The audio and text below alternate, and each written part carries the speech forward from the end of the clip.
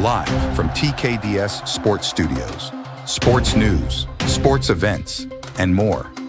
This is TKDS Live.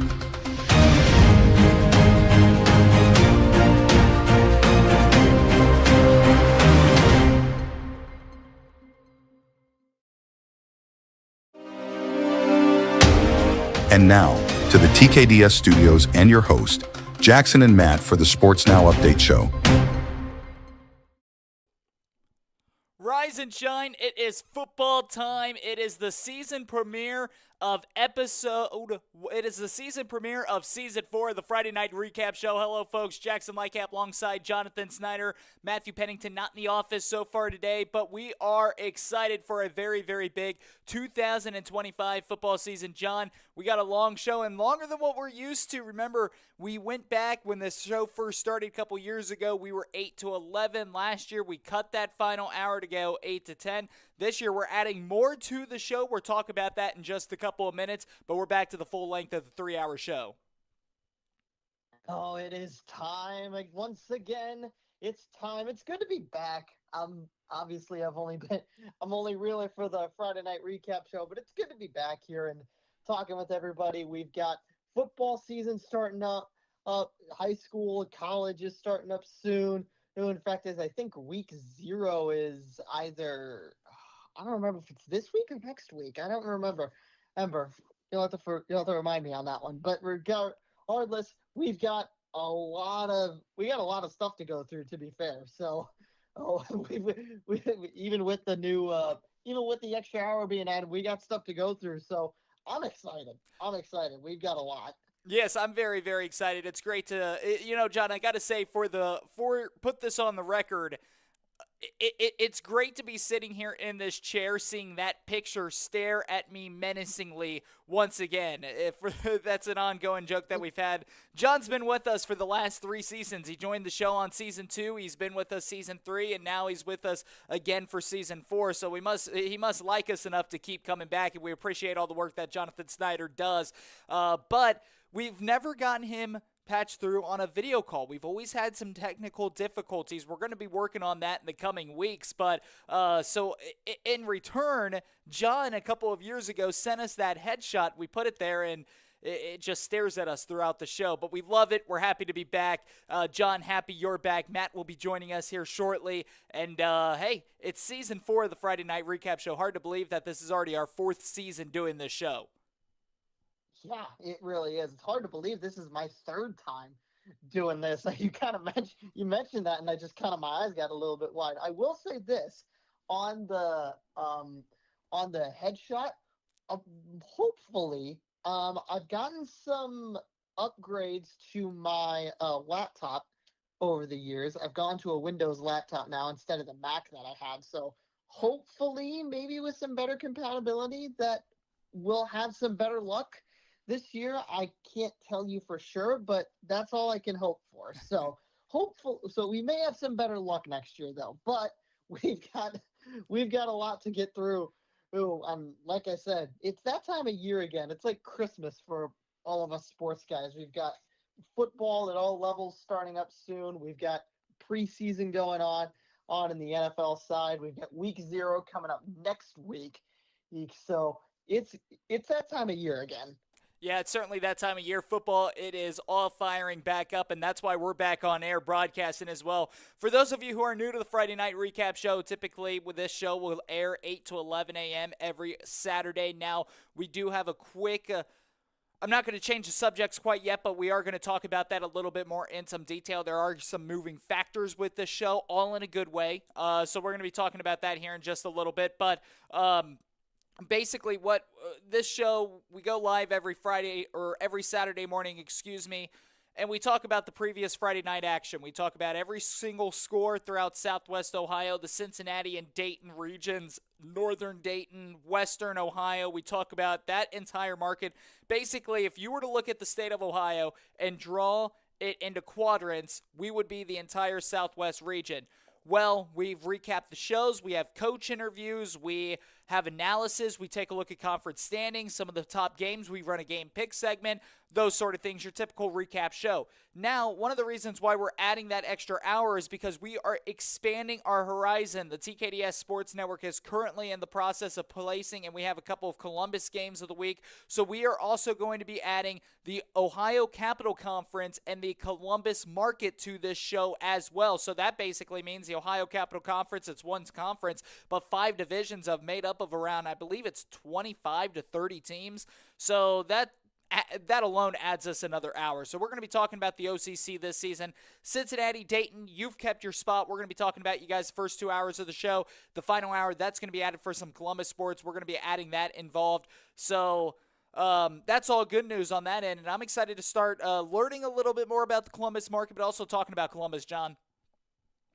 Oh, yeah. Anytime we get new schools and more schools that we can talk about, it's going to be a lot of fun. And we just, the more we can have, the the happier we'll be. So it's going to be, like I said, Ed, we've got more conferences that we can talk about, more teams to talk about.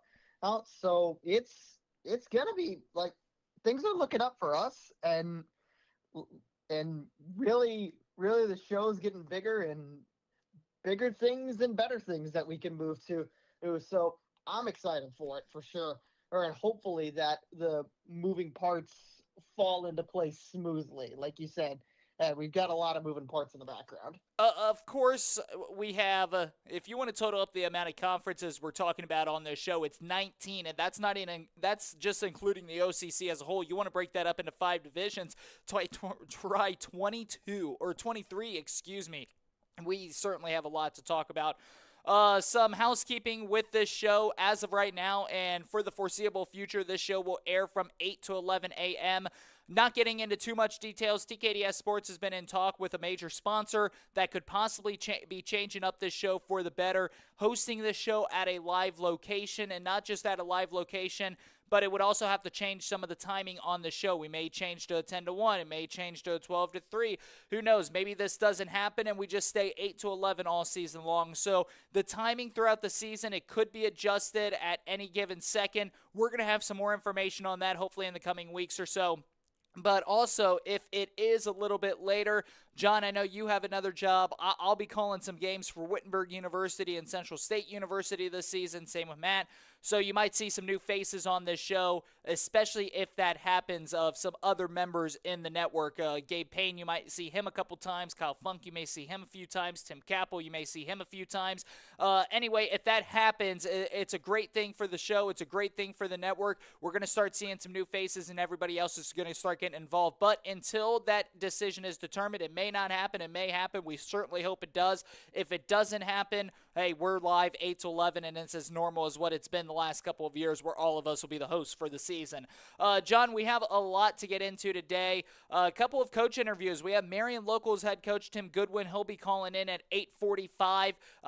Matt Burgbacher will be joining us at 9:45, the Tippecanoe head coach. And then we have Ken Keller from a TKDS partner, Peak of Ohio TV, will be joining us at 10:30, as we're going to circle back after talking some of the Columbus teams, and we're going to start talking a little bit about Champaign and Logan County. That's the area coverage he has, a lot of the CBC schools up north as well. So, John, as we mentioned, about 23 conferences we have to get to today. Let's start getting into it.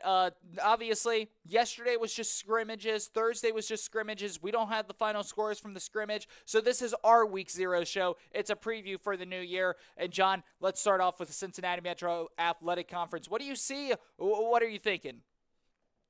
I mean, Cincinnati, when I was talking to you just before the show, I was looking through. I thought to myself, it looks a little smaller this year, and that is indeed the case. Dayton Christian joining the SWBL this next year. That brings that blue division in the Cincinnati Metro Athletic Conference down to only 3 teams. So really intrigued to see how that smaller division goes. Typically, that division has been dominated by Cincinnati College Prep over the past few years. They've won it pretty much every time since 2021, with an exception in 2022 when Gamble Montessori took it with the title. So, interested to see how Cincinnati College Prep copes with their schedule, especially with their 3 games later on in the year. Now, Cincinnati College Prep still plays Dayton Christian on October or the 3rd. That's their third to last game, their last game of out of conference play technically before they go back into the other 2 teams, Schroeder and Gamble Montessori. So I'm really excited to see how that division shakes out and to see how Cincinnati College Prep copes with their schedule, even if they're still playing Dayton Christian. Really. Also for the Red Division, Withrow been the top dogs in this conference for for the past 3 years now. They've gone 5-0 in the conference, so looking to see how they continue that. Looking to see how the freshmen who started in that 2021 or that 2022 year, looking to see how the freshmen and take over for that team and seeing how they turn into leaders. So that'll be a fun avenue to explore as well. We've got Taft in there that could still compete. They went 12-3 last season. Ended up dropping in the game against Withrow last year, so didn't win the conference even though they had the better overall record. And so, really interested to see how that conference shakes out. And for the past couple of years, it's been Withrow and Taft that were competing for that final spot or that first place spot there. So, to be honest, I don't see much reason why it would shift so far. But then again, it is high school football. Anything can happen. Yeah, and John, one team that I'm really excited to see this year is the Withrow Tigers. You mentioned that they've had a hold right there on that division, multiple-time conference champions. But let's take a flashback real quick to 2023. This was one of the best teams in the entire state of Ohio. They were getting AP recognition for Division II football. You have Luke Dunn, that was 37 touchdowns, 9 interceptions in his senior year. Remember, that was a transfer from Moeller. He wanted to play with Chris Henry Jr., the future Ohio State Buckeye. Chris Henry Jr. put up over 1,000 yards that season, 10 touchdowns. Now you have a senior quarterback, Luke Dunn, that graduates. You have, at the time, sophomore Chris Henry Jr. that transfers out of Withrow, goes to the Carolinas. So now Withrow is without their 2 best players. And it shows. You were 12-2 back in 2023. You were undefeated in the conference. You only had 2 non-conference losses. Those losses coming against a very good St. Xavier team where you only lost by 4. And then you lost by Anderson in the postseason by 21, and that was the year that Anderson made their way to the state Final Four once again. So when you look at them 2 years ago compared to what they were last season, no out-of-conference wins. Yes, they ran the table. Yes, they went undefeated in conference, but this is a team that started 0-5, and they played a very tough schedule. They had Elder, Alter, Northmont, St. X, LaSalle. They played some of these games close. They only lost by 1 to both Northmont and Alter. They only lost by 10 against Kings in the postseason, but this is still a team that had no out-of-conference wins. They're returning a lot. So that, to me, I think Withrow is going to be the best team to watch in this conference. Obviously, conference standpoint, I expect them to go undefeated again. You may have Taft that's going to give them troubles, but Withrow was able to handle Taft last year. Taft lost a great class. Withrow's gaining a bunch of returners. I like to see what Withrow is going to be able to do. And it's going to be interesting to also see in that blue division how CCPA is going to answer back. CCPA has had a multitude of great seasons, but at the same time, they're also graduating a great class. And that's the same question we ask ourselves every single year. How are the newcomers, the fill-ins, the role players from last year, the JV players from last year, the freshmen, how are they going to backfill? And that's just something that we're not going to be able to predict. That's going to be something that we're going to just have to wait and see as the season commences. Yeah, it's going to be definitely a lot of fun in that conference. And like you mentioned Withrow, and like you said, I'm interested to see how they work. Like you mentioned, they dropped two of their top guys. So we'll see if Taft can find a way to knock off really kind of the only big big speed bump in the road that they've had these past couple of years, and we'll see if they can knock off Withrow for Taft. Last year rolling through a lot of different teams in the postseason. They beating Alter, beating Indian Hill by 15 plus. Us only losing to Indian Valley by 9 last year in the 5th round of postseason play. Hey, so really interested to see how this Taft football squad is. So Taft and Withrow. That game is that game is still the 27th. It's still their first conference game. That's one I guarantee you they've all got circled. So, really looking forward to that game for sure. It's always a fun one, but that one, considering the past history, should be a fun one this year from the CMAC. Into the Southwest Ohio Conference, the SWAC. This is really, out of the 4 years of us doing this show, this is the conference that's changed the most. No more Edgewood, no more Ross. They're both in the Southwestern Buckeye League. And actually, I take that back. The Southwestern Buckeye League's changed the most. But a year ago, you have Harrison that was finished 10-3, only allowed 47 points allowed in conference. Mount Healthy was also 10-3 overall, but they lost that game against Harrison. Then you have Talawanda and Northwest, who had some struggling seasons. Now, I will go ahead and say for the record, Mount Healthy, their 2 scrimmages of the preseason against a very, very, very good Division I powerhouse out of the GWAC in the Fairmont Firebirds. So that alone is going to help Mount Healthy get themselves prepared. The question is, how was Harrison's offseason? It's going to be interesting. I would have to expect Harrison and Mount Healthy to be right back at the top once again. Yeah, I'd be very surprised if they both weren't at the top of the conference. In particular, Harrison. Harrison ended up going 9-4 last year, only losing to Anderson in the regional semifinal. And that Anderson team, we'll talk about that a little later, but that Anderson team was amazing last year. But they're returning, but 17 of their starters already have starting experience. 21 of the 22 starters are upperclassmen as well. So they've got a lot of experience there. They've got a lot of starting caliber players. They've started one game at some point in their high school career. So, looking forward to seeing how they compete. And again, like I said, with that, I'd be surprised if they're not at the top of the conference again.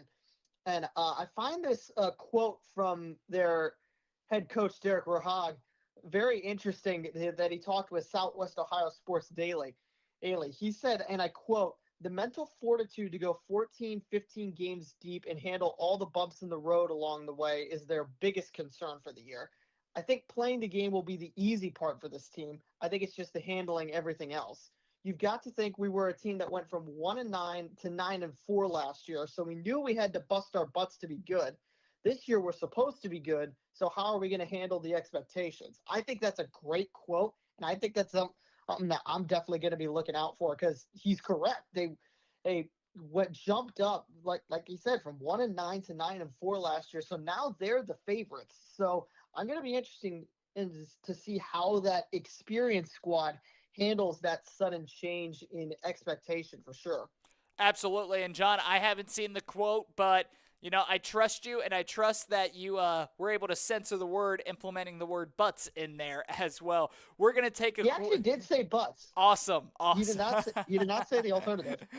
We're going to take a quick break. When we return, we'll talk Cincinnati Hills League, SBAAC, and the Miami Valley Conference. That's all coming up next. You're watching the Friday Night Recap Show, powered by TKDS Sports.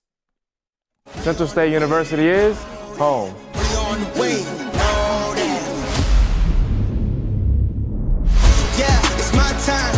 Who I'm gonna be when I'm in the limelight. Shining in the dark like I was a nightlight. It's my time, yeah. I went from the back to front, last to one. Future looking like man of us. We on the way, know that. We on the way, know that. For God. For Central. For State. Looking for future leaders we can believe in? Look no further than the high school student athletes right here in Ohio. High school sports teach young people how to be effective leaders. It includes learning to listen, accepting responsibility, being a good role model, and it's about respect. The result, it transcends sports. It gives us hope for the future. This message presented by the Ohio High School Athletic Association and the Ohio Interscholastic Athletic Administrators Association. Looking to elevate your brand with quality custom printing? Red Ball Specialty Printing in Springfield, Ohio. Family owned and dedicated to attention, quality, and service. We customize everything from shirts, drinkware, pens, awards, and more. Whether 50 pieces or 5,000, we deliver color crisp, branding brilliant. From promotional apparel to recognition awards, we're your one-stop for impactful merchandise. Visit rbspdesignschipley.com or call 937-215-0740 today. Red Ball, you think it, they ink it. When life gets messy, make it sweet. Only Dirty Dough delivers maximum flavor from the inside-out layers, mix-ins, and gooey fillings. No filters, no fuss, just real cookies for real life. Every week, a rotating lineup of handcrafted flavors. Join the loyalty program, earn points on every purchase, redeem for free cookies, and get a cookie on your birthday.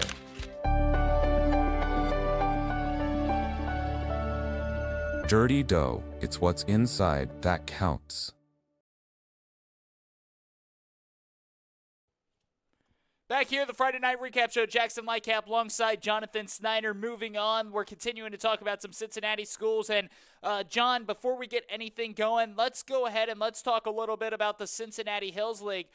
Over the course of history, the Cincinnati Hills League has been dominated by Wyoming. That was no different last year, an undefeated regular season once again. And you also take a look at Taylor, who was right there in that mix. They had a deep postseason run. Unfortunately, they were knocked off by Alter in the third round in that postseason. They're returning a lot. That's going to be a fun team to watch out for. And what made Taylor so fun to watch last year was that was a team made up of, they had their seniors, but they were primarily sophomores and juniors that are going to be coming back to do it again. But Wyoming, I mean, what is it, 1 or 2 losses in the last 6, 7, 8, 9, 10, 15, 30, now I'm over-exaggerating, in the regular season, though. And so the Cowboys have always been dominant. Taylor's going to be a great team. Indian Hill has always been at the top. And, John, I know that this is a common theme for some of these smaller conferences we've been talking about, but I just don't foresee it changing. Yeah, it's hard to – I mean, you've got to go – we could talk about, who's brought back and who was brought in all the time. But at some point, you've got to go with what you know. And what we've known right now is Wyoming has been at the top of the Cincinnati Hills League for, it feels like forever, like you said. And they're returning Josiah Galt, who caught 10 touchdowns last year. Got David Dupree throwing to him over 2,000 yards, 22 touchdowns last year. So 2 guys on the offense that are still incredibly talented. They've got some defensive pieces returning as well. Also, again, I don't see really much of else changing. Like you said, Taylor threatened them last year. Taylor was their big threat last year, but Taylor also graduated 8 of their all-CHL league selection players last year. So, again, still returning some talent, but, again, it's hard to like Taylor, don't get me wrong, but it's hard to not go with Wyoming just purely off of the history and the tradition that they've built there. Yeah, absolutely. And, I mean, when you go back to Wyoming, as you mentioned, David Dupree, who was the third leading passenger in all the Cincinnati Hills League last year, he's returning. They do lose their running back, who had over 1,500 rushing yards a year ago, Joel Hancock. He was a senior. But you take a look at their receiving core, Josiah Galt, he's coming back. He was just shy of 1,000 yards. He was third most in the conference. Now you look at Taylor, and they're returning their big 3. Charlie Kantz, who really came alive late in the season. He was the second leading passer in the CHL a year ago. He's coming back now in his junior season. You have Easton Shrimp, who's coming back in his senior season. You have Aaron McFarland, who had over 1,000 yards. He's coming back. So the big 3 returning for Taylor. You have 2 of the top 3 for returning for Wyoming, but you also take a look at Wyoming's defense as well. They lost Jess Hauer. They are returning Tyler Johnson Huff. They lost Alan Doolin, so this is a team that they are returning Chase Crittenden. So this is a team for Wyoming that it seems like they're a little bit mixed. Now you look at Taylor, as I mentioned, a lot of sophomores, a lot of juniors last season. They're coming back. I think Taylor's going to be right there in the mix. I think when it comes down to it, I think between Wyoming and Taylor, that's going to be basically your conference title game whenever that game happens. And I think Taylor's going to be just as good, if not better, than what they were a year ago. But again, recent history, it just seems like you can't go against Wyoming. You go into the SBAAC, the Southern Buckeye Athletic and Academic Conference. The team there that's dominated the last couple of seasons. You have Williamsburg that has won the National Division. You have Clinton Massey who's won the American Division. And although this isn't the same Clinton Massey team from their run that they had multiple seasons ago, this is still a team that is winning multiple games. This is still a team that is scheduling tough out-of-conference games.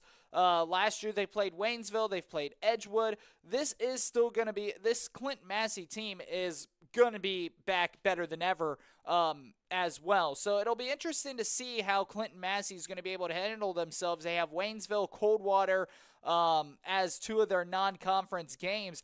If you ask me, I think that's just going to be a couple of games that's going to help them get prepared for the rest of the conference. And really a couple of the other teams that it's going to be interesting to see them go up against is Batavia, that Week 10 matchup. That could be a title game. And Western Brown as well. Western Brown had those couple of great years, but since then, they've struggled. So it'll be interesting to see if Western Brown can get back to the top of the conference that we were so used to seeing them have just 2 or 3 years ago. Yeah, and Clinton Massey again, and top in the conference last year, like you said, Ed got a lot of a lot of talent on that team. Got Peyton Warren, Eli Mutzerpaw, really, really talented running backs. Axon really going to do some damage on the ground for sure. They combined for over 1,500 rushing yards last year, and they're returning this year. And like you said, that defense has been lights out for sure. For Batavia, who is the team that was really challenging for them, I mean, it's a matchup to me already, just from this preview, it's a styles make fights type of matchup. They've got, for Batavia, Carson Harris, the conference leading passer, over 3,500 yards last year, 48 touchdowns. They're dropping their top receiver, or Max Melman, who went over 1,013 touchdowns last year, but they've got a lot of but 5 of their wide receivers are returning next year. So really excited to see that matchup for sure. It's a running-based offense versus a passing-based offense. And so, again, like I said, styles make fights, and that one's going to be a really fun one to see just which offense comes out on top in that one. Into the Miami Valley Conference, John, when you look at the Miami Valley Conference, some of the biggest changes this year is that they have now gone from 2 divisions in this conference to 4. They are adding a white division. Laughlin, Miami Valley Christian, New Miami, St. Bernard, Elmwood Place will move to that one. Staying in the Scarlet, Cincinnati Hills Christian Academy, Purcell, Marion, Roger Bacon, and Summit Country Day. And then the gray, Cincinnati Country Day, Clark Montessori, North College Hill, and Norwood. The toughest division in this Miami Valley Conference, I think without a doubt, without a single trace of mind, has got to be that Scarlet division. You have Roger Bacon, who, again, has not been the Roger Bacon caliber team that we've seen and we've been so accustomed to seeing over the past couple of years, but that's still a team that's going to fight for a conference title. You have CHCA, who's going to be right there in that same mix. Purcell Marion with high expectations, and Summit Country Day, always a super good squad as well. That Scarlet division, it's going to be, it is going to be a lot to come out of that one alive on top. Yeah, there's a lot of talent in that Scarlet division, like you said, and I mean CHCA, performing really well last year. Here coming off a solid record. I believe it was 9-2 last year. You're really excited for that. Griffin Richard comes back. Completed 64% of his passes last year. last year. Now the defense had had a lot of guys leaving and a lot of guys graduating, but Max Laban had 4 forced fumbles, 2 interceptions last year. Here, Blake Powell, 7 tackles for loss last year. Here, so they're returning some talent for sure. I'm interested to see in how their defense performs with the talent that they've lost this last year. But still, like you said, at Roger Bacon, that team is due for some type of resurgence. Obviously, the Roger Bacon that we've seen in the past couple of years didn't quite show up last year, but interested to see how they move on. Purcell Marion, they're looking for their 5th straight winning season for their program, and Summit Country Day as well. Looking forward to seeing how that one turns out. Folks, we're going to take another break. When we return, we'll talk Greater Miami Conference, Eastern Cincinnati Conference, and the GCL South. That's all coming up next. You're watching the Friday Night Recap Show powered by TKDS Sports.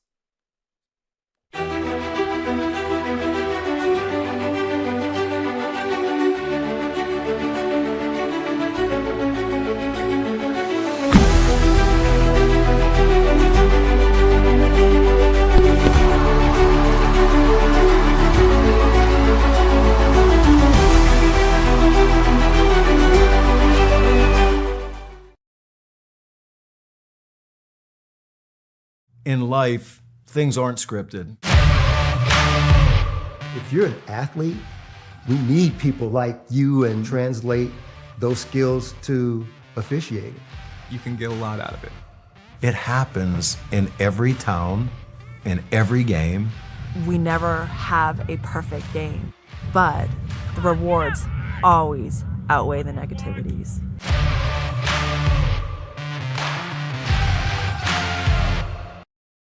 The year was 1907. The Cubs won the World Series and the Ford Model R hit the assembly line. While here in Ohio, school administrators came together to form the Ohio High School Athletic Association. One thing that hasn't changed since 1907 is the dedication of the OHSAA to education-based athletics in Ohio. School sports teach responsibility, sportsmanship, and life lessons that stay with students long after their playing days are over. The OHSAA seeks to prepare students not for the next level of sport, but for the next level of life.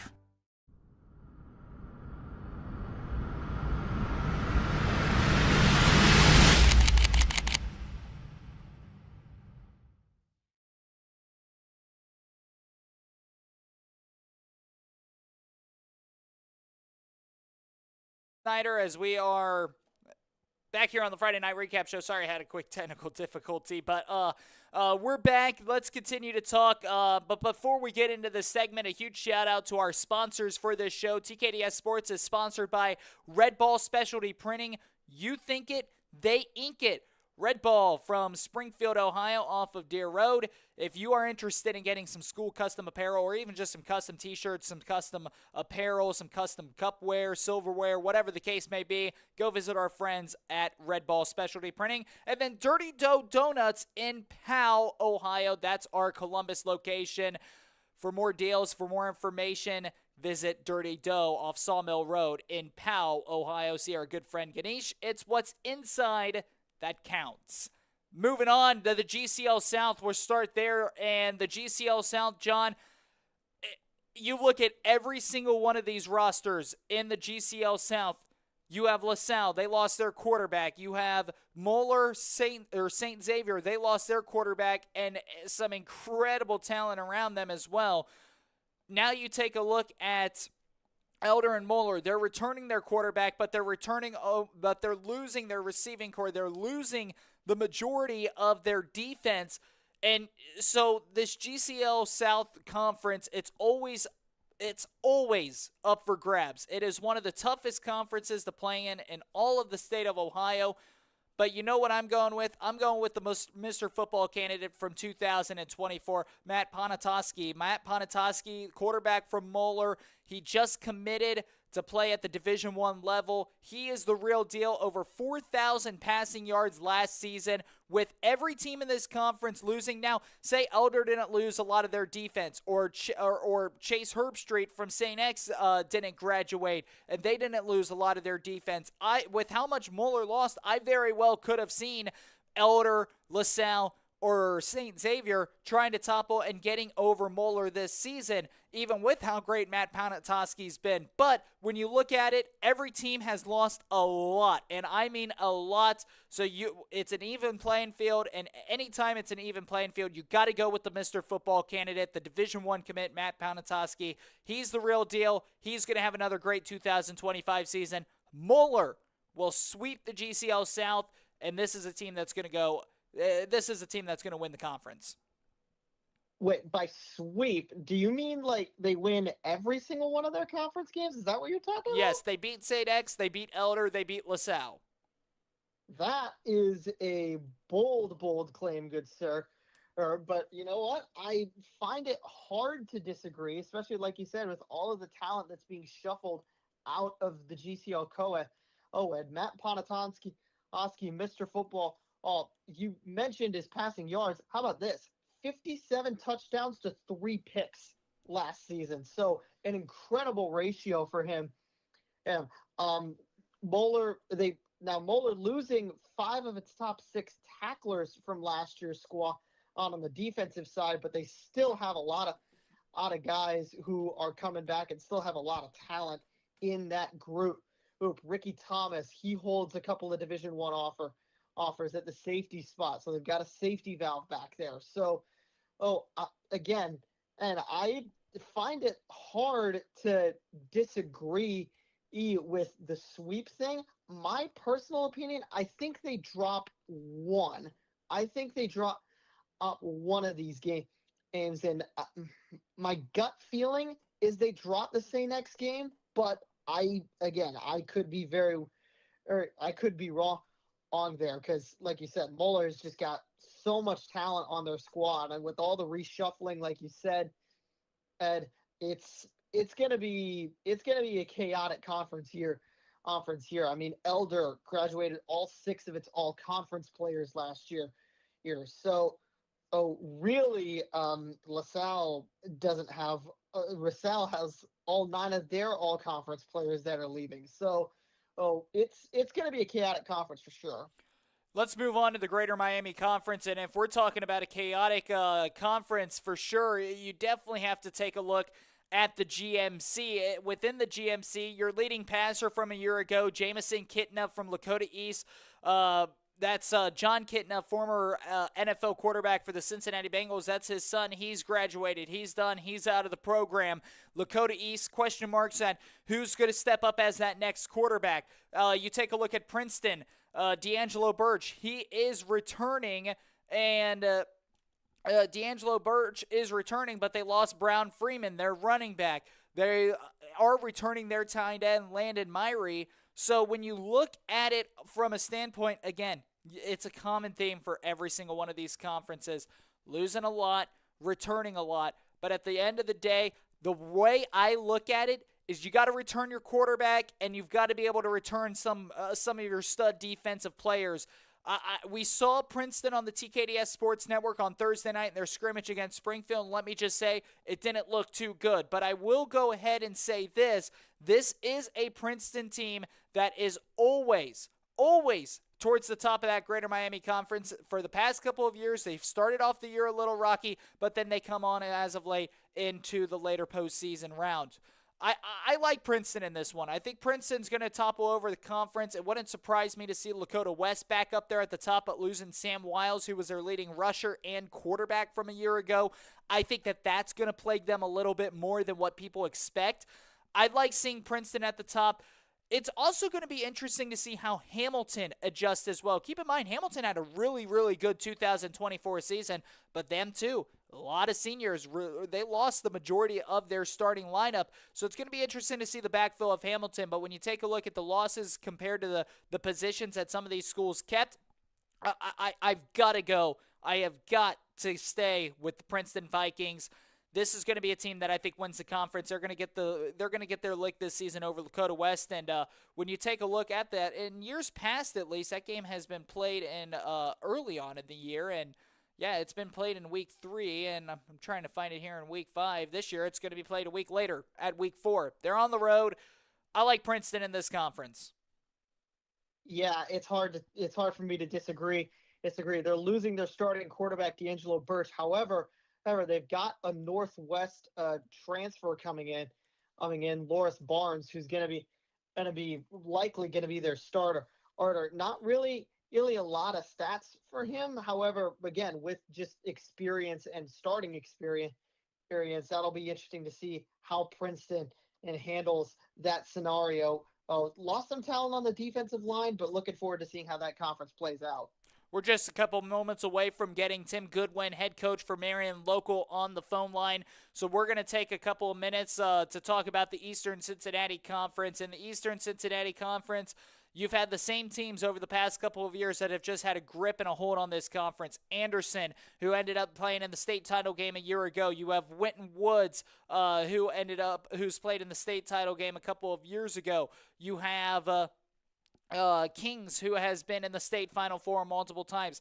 It seems like in Division II in Cincinnati, the Southwest Region champion is always coming from the ECC. You go back, like I said, you have Winton Woods from a few years ago, Kings 2 years ago, Anderson last season. So when you look overall at this, the ECC, a very important conference, a very tough conference. John, what do you think? Yeah, it's hard for me to go against Anderson. And they're returning a lot of defensive talent. Ace Alston, Antoine Higgins, two of the top 4 recruits in Ohio for the class of 2027. Brady Kuhn, who's already committed to play at Air Force, he's coming back, was all-league linebacker last season. So we talked about Anderson's offense. I mean, their defense as well was really talented. So it's hard for me to go against them. Yeah, it's certainly hard for me to go against Anderson as well. Now, keep in mind, they do lose their star quarterback, Justin Burnham. They do lose their star running back, Darrell Turner. They do lose a couple of great receivers, such as Trace Jalick and Cade Pining. I beg your pardon if I'm saying that wrong. But when you look at it from a standpoint, what have we seen so far from Anderson in recent memory is that they backfill really well. This is a team that will play freshman, sophomore on JV, and then they will fill in great to the varsity. This is a team that just had constant great turnover. If you're trending from the past history, I don't think I can go against it. Winton Woods and Anderson, that'll probably be your conference game to determine it. Kings and Lebanon very well could stay in that mix, but with the recent success that Anderson's had, even with them losing a lot, it's hard for me to go against the grain here. Yeah, I have to agree. And you know what? Why I'm a little more confident in that? Owen Scalf appeared in 7 games last season, went 576 and 8 touchdowns, over a touchdown per game. Aim from your passing guy who really isn't your starter. I'm honestly probably going to go.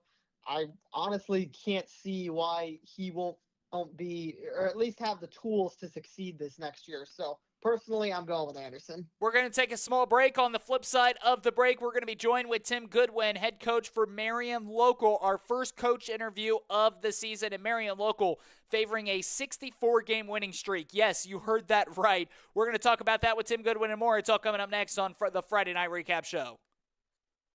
The year was 1907. The Cubs won the World Series and the Ford Model R hit the assembly line. While here in Ohio, school administrators came together to form the Ohio High School Athletic Association. One thing that hasn't changed since 1907 is the dedication of the OHSAA to education-based athletics in Ohio. School sports teach responsibility, sportsmanship, and life lessons that stay with students long after their playing days are over. The OHSAA seeks to prepare students not for the next level of sport, but for the next level of life.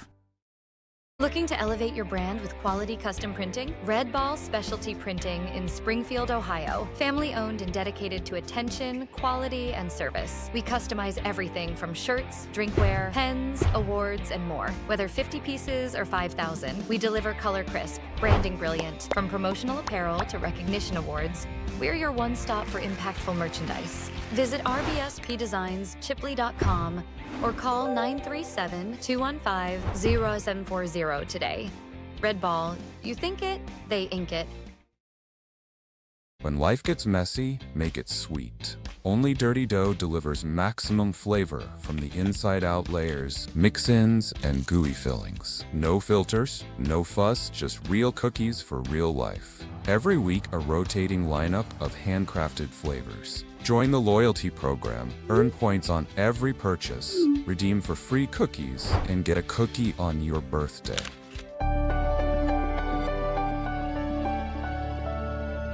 Dirty Dough, it's what's inside that counts. When every second counts and every drop matters, you don't settle for ordinary. You power up with Power Mist Racing Fuels. Trusted by champions, engineered for victory. From drag strips to dirt tracks, Power Mist delivers explosive performance, cleaner burns, and unmatched horsepower. Nitro, alcohol, methanol, gasoline blends. Whatever you race, we've got the fuel to ignite your edge. Power Mist Racing Fuels. Born to burn, built to win. Jackson Lycat back with you here alongside Jonathan Snyder, Sports Now, the Friday Night Recap Show. And joining us is the head coach of the Marion Local Flyers. That is Mr. Tim Goodwin. Coach, thanks for taking time out of your very busy morning, prepping for week one, to join us here on the Friday Night Recap Show.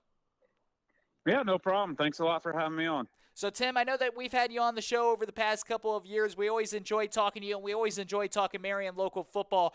Marion Local, just such a close, tight-knit community.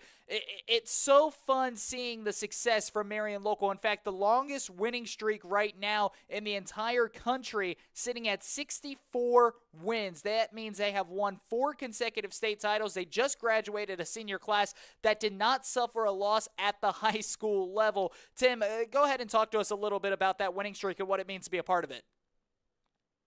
Oh, it's just a lot of fun. You know, obviously a lot of great kids, a lot of talent, and just a lot of, working together to achieve, something pretty cool. But we got a new team now, and that's my focus for sure. Tim, over the past 4 years, champions at Canton, including absolutely blanking last season and winning the 2024 Division 7 state title game. Out of those 4 years, talk to us a little bit about what's been your favorite moment in Canton over the past couple of seasons. Oh, in Canton, we have a really good rivalry with Kirtland. So, over the last 4 years, we played them in 22 and just a hard fought, I think it was 14-6, just a slugfest. So we always like going against Kirtland, that they do a great job. So I would say that one sticks out to me in the last 4 years anyway. So, as you mentioned, now your expectations, now your focus is on this 2025 group, trying to extend the winning streak, taking it one game at a time. Talk to us a little bit about what you expect from this 2025 squad, your returners, some of your newbies that are going to be coming in and filling some of the spots that you guys lost with your senior class last season. Yeah, it's definitely a different year for us. We only have 3 returning starters total, on both sides of the ball. So I can't remember a year where we've had to replace that many, So, the senior class last year was extremely talented, probably my most talented group ever. So, those guys graduated, they're moving on to bigger and better things. And, we're just raw and, playing some young kids, but some seniors that haven't played before, and obviously juniors that haven't played before. So, we're a different team, and we're going to have to figure things out and do things differently. And with you guys being a different team, only returning 3 starters from what you were a season ago, you guys play a very, very, very tough schedule, whether that's in conference, whether that's out of conference. Can you the whole saying iron sharpens iron comes into play whenever we're talking about a team like yours playing some teams like some of the teams that you're going to be facing in conference and out of conference. Go ahead and kind of talk to us a little bit about what you're going to be facing this season and the schedule, how you think that'll help your kids early on and prepare them for the OHSA postseason come November. Yeah, well, we're in the MAC, the Midwest Athletic Conference, which is, well known, I would say for just excellence in all sports, really. We just have some tremendous programs in every sport, and football certainly is a very good sport. We have Coldwater in our league, who was Division 6 champs last year. Minster, New Bremen, Versailles, St. Henry is going to be really good. So,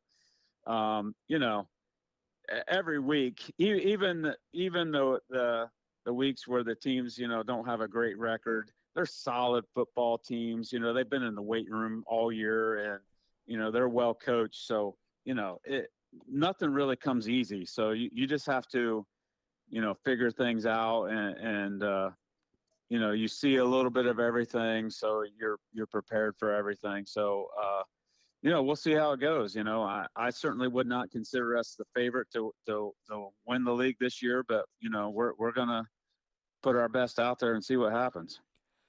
And Coach, kind of talking about the Midwest Athletic Conference, the amount of state titles that the MAC has in football, and not just in football, but every single sport. Can just talk to us about what makes the MAC so special, and what makes the MAC so dominant? Yeah, I mean, it's a question that's been asked to me and everyone else, and I don't know that I know the exact, it's the exact answer or the exact combination, and I don't know that everywhere you could replicate it. It's just Ohio has been described to me as just a series of bubbles. There's no typical Ohio. You have a bubble here, where you have some similarities inside the bubble, and we're a bubble, and it's kind of a throwback to, I think, the way life used to be, and in my opinion, where life is good. Where you have stability, you have neighbors helping neighbors, and neighbors caring about their local schools. And for us in the Marion Township is why we're called Marion Local. But the school is a focal point. People buy season tickets, and that's their to every sport. The AD was just telling me last night, he's selling family passes for all sports, just hand over fist. And people just come to every sporting event, and that's their entertainment, and that's what they like to do. And so the kids grow up, going to games, and, that's part of it. And, I don't know. And I would say another big part is it's fun to coach in these schools, because you get great kids that show up to practice and will work, and parents will pretty much leave you alone in terms of trying to meddle or something like that.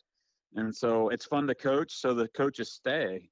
I would say if you look at a place or an area where the coaches just come and go, and there's no stability, I would say it's probably not fun to coach there.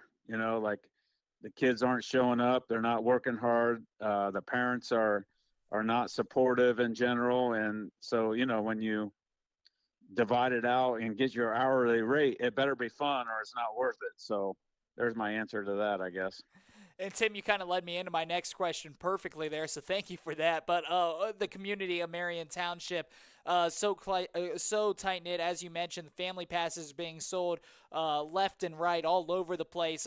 This is a smaller community, but it seems like they have every Friday night or every volleyball game, every soccer game, the whole town shows up in support. And not just the whole town, but you have some of the kids that get involved in the youth programs. And as soon as they get involved, it's known that that's what they're going to be doing at the high school level. They see it growing up. They aspire to be at that point, and that's basically what happens. You have young kids that are growing and making their way up the ranks as well. It's really, really special to see how close some of the smaller any community, but especially some of the smaller communities such as Marion Township, and the support that you get from the community, the support you get from the boosters, the support that you get from the parents. Can you talk to us a little bit about a little more about what that means to you specifically, running and being the face of Marion local football? Yeah, like I said, it just makes it fun. This is year 27 for me, and I'm having just as much fun as ever. And so, just for an example, I talk to coaches, everywhere, and the support. I'm just going to point out, like, our camera crew. Like, we have, just like everyone else, we have a sideline camera crew and an end zone camera crew. And like we have like 8 to 10 guys that just do an outstanding job, and they take it serious, and like they're professional. And, I don't have to worry about any of that. And like, it's just little things like that make coaching fun. And I think other people, are having a junior high kid hold an iPad, up in the press box, and they can't teach off of their film like I can teach off of our film. And it's just little things like that keep you going, and especially when you see what's happening around you, and you're like, wow, like we have this or we have that, and I don't have to worry about that. And our maintenance guy makes sure the practice field is painted every Monday morning for us, and it's crisp, and the yard lines are painted, and the hash marks are painted, and the numbers are painted, so our receivers know where to line up. It's just little things like that I think people don't realize that successful programs have. And other programs, they're just guessing where the numbers are to line up as a wide receiver or to run a route. And it makes a difference. It makes a huge difference. So there's just another example. Coach, final question before we get you back to, I know that you have a lot of things on your plate right now preparing for week 1 of the season, but again, a different look Marion local squad this season, only returning 3 starters from a year ago. Can you talk to us a little bit about some of your goals and expectations for the 2025 season? Yeah, it's the same as every year. We have a starting spot. We just watch film. It's Saturday morning after our second scrimmage. We got a lot of good scrimmage footage to watch. Like I was just talking about, we have a lot of things to work on, but that's our base, and we're just going to grow from there. And every week we're going to get back to work and get a little bit better. So yeah, and usually when you just stack the days and stack the weeks, by the end it makes a difference. Well, once again, that is Marion local head football coach Tim Goodwin. Tim, we appreciate your time. It's always a joy talking to you. We hope to talk to you later on in the season, but until then, we wish you the best of luck in 2025. All right, I appreciate it. Thanks a lot. Once again, that is Tim Goodwin from Marion Local. We're going to take a break, rolling into hour number 2. It's all coming up next. The year was 1907. The Cubs won the World Series and the Ford Model R hit the assembly line. While here in Ohio, school administrators came together to form the Ohio High School Athletic Association. One thing that hasn't changed since 1907 is the dedication of the OHSAA to education-based athletics in Ohio. School sports teach responsibility, sportsmanship, and life lessons that stay with students long after their playing days are over. The OHSAA seeks to prepare students not for the next level of sport, but for the next level of life. Central State University is home. On the way, yeah, it's my time. Who I'm gonna be when I'm in the limelight, shining in the dark like I was a nightlight. It's my time, yeah. I went from the back to front, last to one. Future looking like magnanimous. We on the way, we on the way. For God, for Central, For State. In life, things aren't scripted. If you're an athlete, we need people like you and translate those skills to officiating. You can get a lot out of it. It happens in every town, in every game. we never have a perfect game, but the rewards always outweigh the negativities.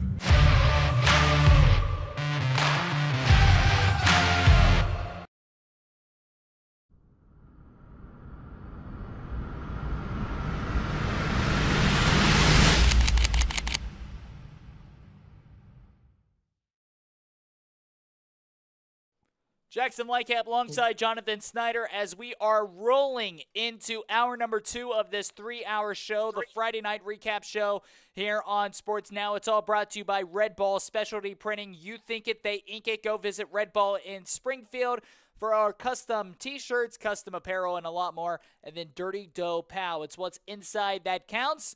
if you have a sweet tooth, just like me, and I'm sure John, head on over to Dirty Dough, see our friend Ganesh, and get some of the best cookies in town. We're moving on to hour number 2. We just got off the phone with Coach Tim Goodwin, and one thing that he mentioned, I knew that Marion Local was losing a lot. I didn't realize that they were losing 19 starters throughout offensively and defensively, only returning 3 starters from 2024. Keep in mind that senior class that they just graduated did not lose a high school football game at all. They're not used to losing. They know nothing about losing.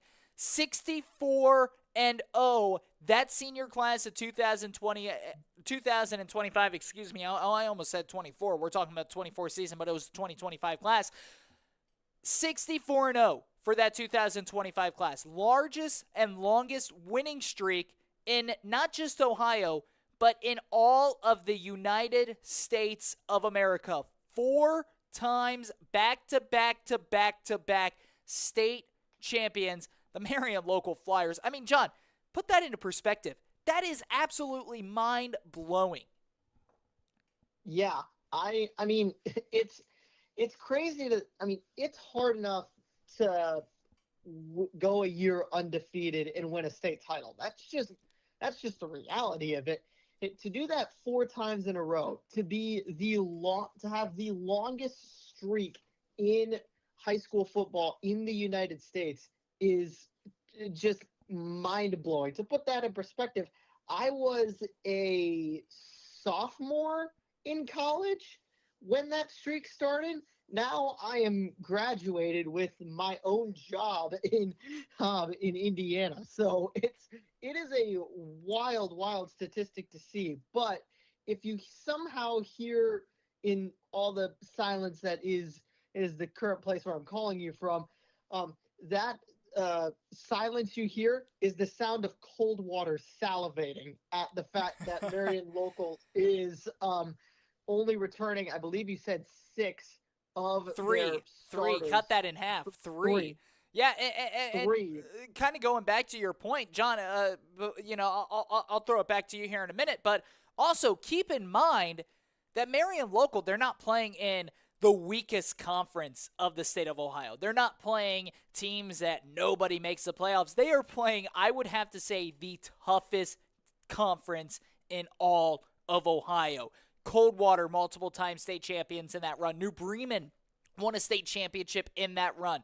The Midwest Athletic Conference, not the college conference, the high school conference here in Ohio is the toughest conference to play in all of the state of Ohio. And Marion Local 64-0 while being representative of that conference.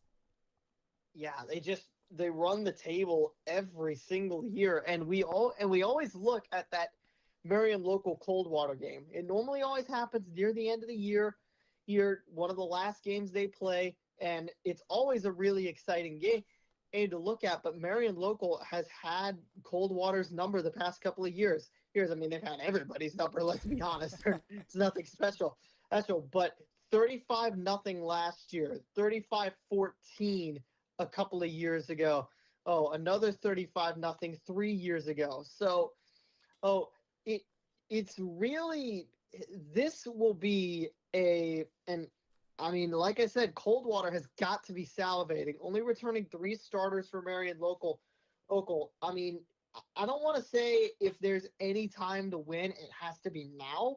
But at the same time, this will be one of the best opportunities that they've had to get one over on a rival that has been really the only thing stopping them from being really the only guys stopping Coldwater from running the conference every single year. Yeah, and exactly. And Tim Goodwin mentioned a really good point in the interview is that it's not going to surprise them if they're not the favorite to win the MAC this season, which is wild because they're on a 64-game winning streak. But as we mentioned, you lose 19 starters in that great senior class.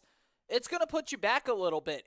And Marion Local, this is a team that's going to have to rebound, and they're going to have to do it quick because as soon as they enter MAC conference play, and I believe they enter that pretty early, I think it's week 2 actually, you can't make any room for error. Now, they get Coldwater late in the season. That's good news for Marion local. I can't go against Marion local until they give me otherwise to prove, and especially with that senior class that they're losing, take a look at how bad they beat Coldwater over the past couple of years.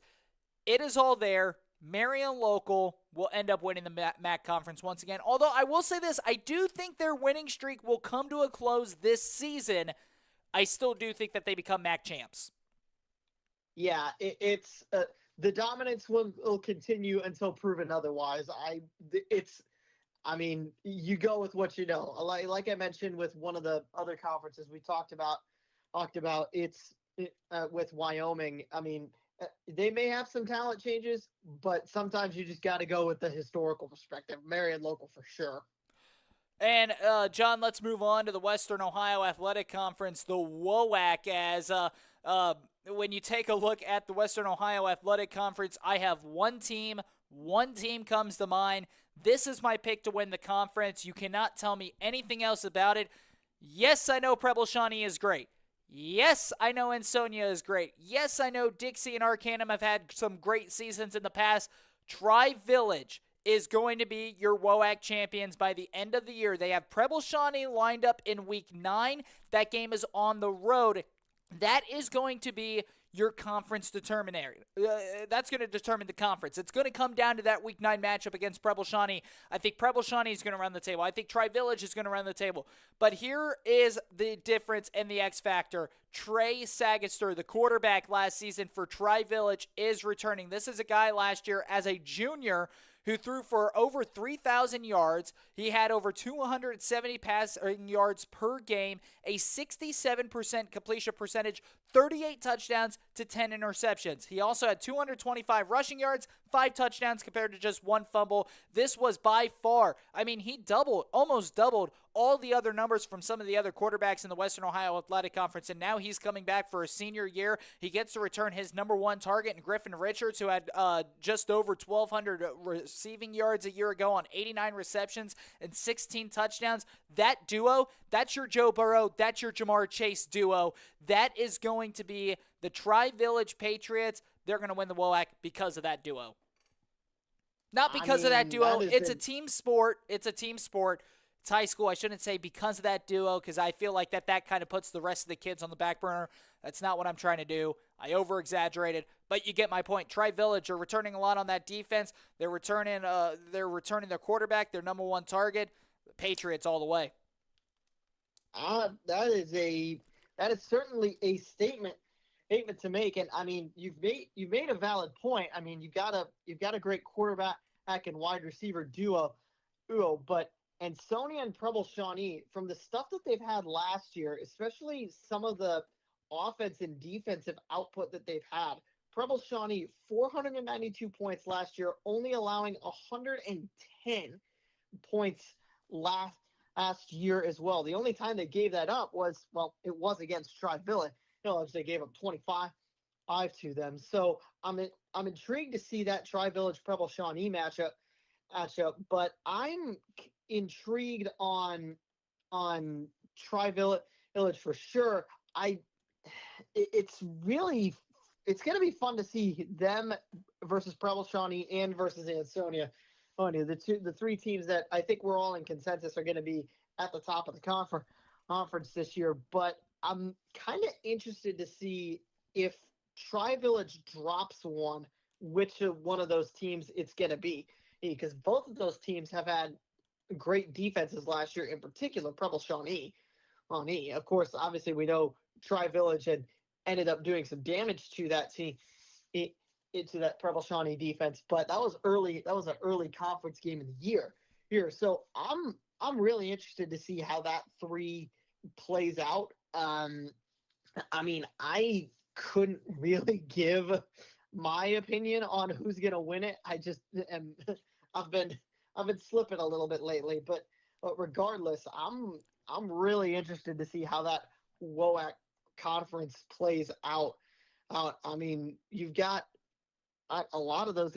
Ansonia is right in the middle of their season. He's in Preble Shawnee, like you mentioned, is going to be literally the second to last game of the year. So that's going to be a lot of fun to watch. So I'm looking forward to seeing how that conference goes. and I'm looking forward to seeing how Tri-Village plays. It's certainly going to be fun to watch. And moving on to the Three Rivers Conference, the TRC, I think the biggest question in this is going to be their champions from last season, Northridge. How do they respond this season? They are returning their quarterback, but you look at almost everyone on defense. You look at the receiving corps, some of the offensive linemen. The Polar Bears, they lost a lot. They're not in the same boat that Marion Local lost, where they lost 19 starters, but at the end of the day, they put their eggs all in one basket. They had a really, really successful 2024 season. That's the standard now for Northridge. And with a new class and with some new players coming in to backfill, I think the biggest thing is going to be interesting to see how does Northridge respond, and also the team that has typically been on top of the Three Rivers Conference that was down last season, Milton Union, how do they answer back? Do they reclaim the conference? Yeah, I'm intrigued to see that one as well. I mean, Northridge last year, with the exception of Riverside and a 14-7 win, they pretty much rolled through everybody, beating everybody by about 20 plus points. So again, Northridge losing a lot of guys, especially on the defensive side of the ball. So I'm interested. So, I mean, I'm expecting them to take a step back, which means that this conference is pretty much wide open right now. I mean, Lehman Catholic went 6-1 in conference last year. Their only loss was that Northridge game, and pretty much their last conference game of the year. Milton Union, like you mentioned, the powerhouse of this conference, or at least the normal top dog. They're running into some. They could be, back looking for that looking to put themselves on the perch. Miami East, and rather underrated 8-4. 8-4, yeah, had a mid-season skid of Northridge, Lehman Catholic, and Milton Union. They dropped all three of those. But if they take a step forward, do they play a little bit of a spoiler? So I'm really interested to see how this Three Rivers Conference go. That's going to be a lot of fun too. We talked about the WOAC's top three. Northridge, Lehman Catholic, and Milton Union would be another top three in the conference. That would be a lot of fun to see. Again, it all is going to determine on how these schools can backfill and how some of these younger players will step up. That's what makes high school football so great. You have every 4 years, it's something different. It's something different to expect. Every single year, year to year, but every 4 years, it's a brand new group of kids in, and there's no other form of football. There's no other form of, sports in general that you could say that. You used to be able to say that about college, but now you have red shirts and COVID red shirts and 5th year, 6th year, 7th year seniors. But anyway, we're not going to get into that right now. We're going to take a break. When we return, on the other side of the break, Central Buckeye Conference, Ohio Heritage Conference, Dayton Public Schools, and GCL Cohen. A busy section coming up next. We'll be back. You're watching Friday Night Recap Show live here on TKDS Sports. Looking to elevate your brand with quality custom printing? Red Ball Specialty Printing in Springfield, Ohio. Family owned and dedicated to attention, quality, and service. We customize everything from shirts, drinkware, pens, awards, and more. Whether 50 pieces or 5,000, we deliver color crisp, branding brilliant. From promotional apparel to recognition awards, we're your one-stop for impactful merchandise. Visit rbspdesignschipley.com or call 937-215-0740 today. Red Ball, you think it, they ink it. When every second counts and every drop matters, you don't settle for ordinary. You power up with Power Mist Racing Fuels. Trusted by champions, engineered for victory. From drag strips to dirt tracks, Power Mist delivers explosive performance, cleaner burns, and unmatched horsepower. Nitro, alcohol, methanol, gasoline blends. Whatever you race, we've got the fuel to ignite your edge. Power Mist Racing Fuels. Born to burn, built to win.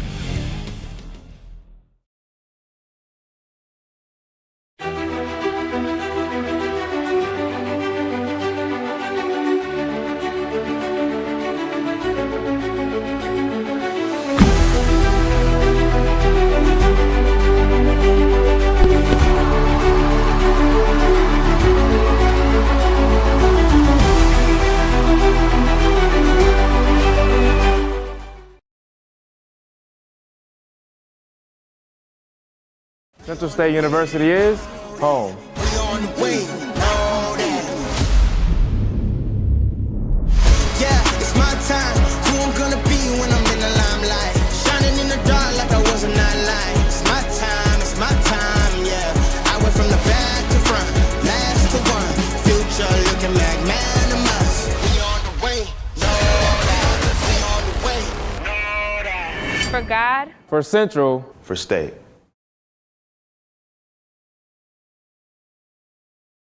Looking for future leaders we can believe in?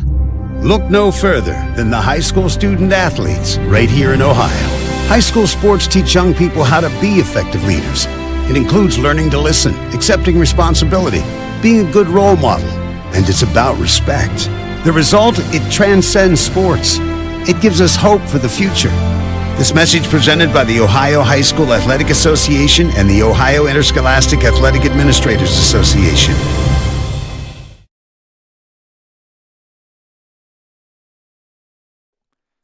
Jackson Lightcap alongside Jonathan Snyder. No Matthew Pennington today, but he'll be popping in here throughout the season as well. We welcome you back to the Friday Night Recap Show.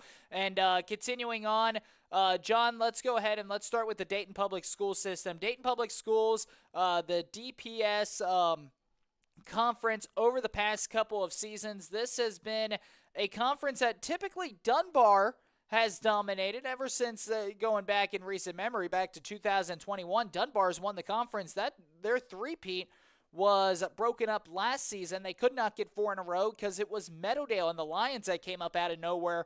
They beat Dunbar. They ended up sweeping the entire conference, only allowing 22 points in conference play. They were 7-4 overall. That's one of the better Dayton Public School teams that we have seen over the past couple of years. And John, if you ask me, I frankly have to say that it's going to continue. You're returning your quarterback, you're returning your running back, you're returning a couple of your receivers as well. And then that's not even to mention what you have coming back here on the defensive side of the ball as well. You're returning the sack leader for the entire DPS conference, who had 5.5 sacks last season. You're returning your top defensive back who had 2 interceptions. That was tied for 4th in the conference last season. You look at Meadowdale, frankly, a lot of their guys are coming back for their junior and senior year. So when you look at the dominance that they had last season in the conference, the dominance and how they played outside of the conference last season with what they're returning, personally, I don't believe that, Dunbar may be able to get back into the mix. Dunbar is returning a lot, and they have another year of experience under their belt. They're returning now, instead of a freshman quarterback, a sophomore quarterback who at times struggled a little bit last season. It's going to come down to, I believe, Meadowdale and Dunbar once again, but Meadowdale's been there before. They've won the game before.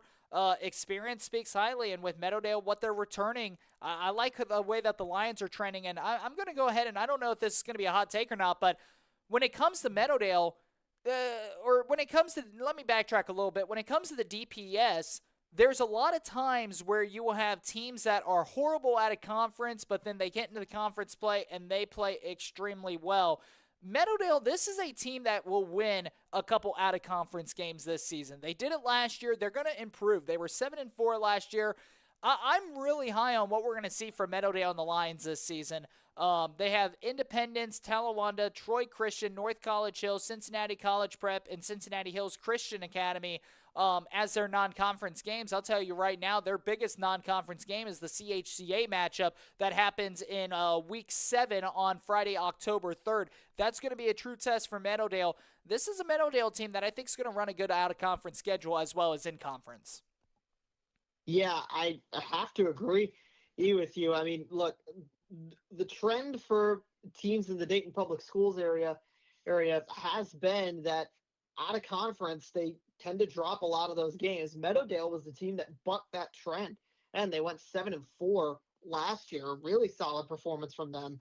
And with a lot of their guys returning, I personally see more of the same. So I think Meadowdale has a good showing. I think Dunbar does give them a run for their money for sure. But I think, personally, Meadowdale is the team to beat out of the Dayton Public Schools. But how about the return of Stivers for his high school football?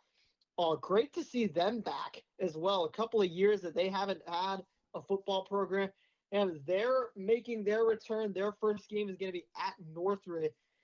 So really looking forward to seeing how they do as well, because they're kind of a complete unknown right now. We really don't have much on them, so I'm excited to see how they work.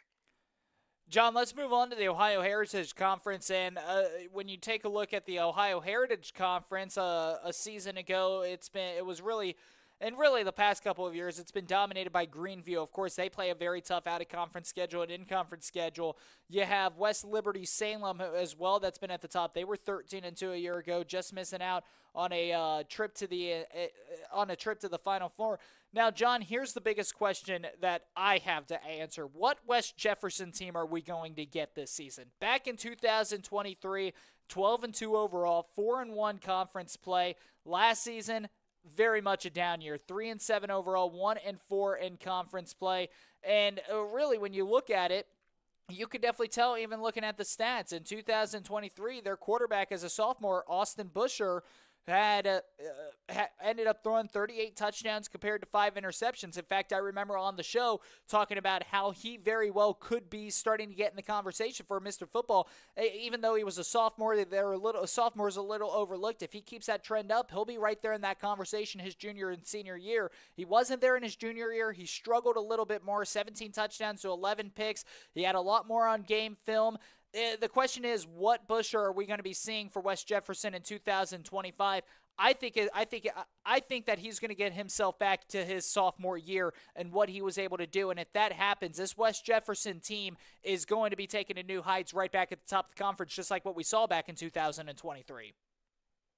Yeah, I'm interested to see how West Jefferson performed too, up and down from 2023 to 2024. Or personally, it's hard to say that it's hard for me to go against Greenview. Here's a stat for you. From what I've seen, 20 straight wins in the South, within the South Division of the Ohio Heritage Conference. Their last loss to a OHC South team came in 2020. So, to me, it's hard for me to not see Greenview taking that crown again. But again, then it's been about 4 years since that class in 2020 is now retired. So, or has now graduated, I should say. Retired isn't the correct term, but regardless, Greenview at the top of the conference last year. I really don't see that changing. West Liberty Salem also performed really, really well last year. A lot of solid wins, a lot of close games as well. Northeastern 24-21 last year. Fairbanks 29-27. Both of them wins is for the Tigers. So really looking forward to seeing how the top teams return their talent, and especially how Greenview's defense performs. Another statistic for you. Only allowed 14 points to OHC South opponents. So that defense is, if they're returning a lot, they're going to be tough to beat. And, John, I want to backtrack as well, talking about West Jefferson, that quarterback situation. I have been very, very high on the quarterback Busher there ever since he was a sophomore. Again, as I mentioned, back in 2023, I was calling him, watch out for his junior and senior year. This is going to be a Mr. Football candidate. Again, receivers graduated, things didn't go the way that West Jefferson foresaw it last season.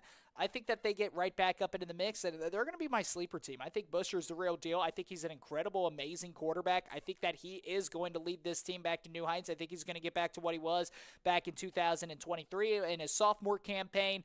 2024, I think that was a down year for West Jefferson. They lost a lot. Injuries plagued them. I'm not holding that against them. This West Jefferson team, don't look at the record from last year onto this year. I'm looking at the record from 2023 to 2025. And with a lot of these now, with some of the newer players from last year with an extra year of experience under their belt, this is a West Jefferson team that's very much going to be a sleeper. And I'm telling you now, at the end of the season, when that quarterback's in the conversation for Mr. Football, I'll be sitting back saying, I told you so. Let's move on to the GCL Co-Ed. In the GCL Co-Ed, Baden, McNicholas, last season towards the top. You had Alter in the mix.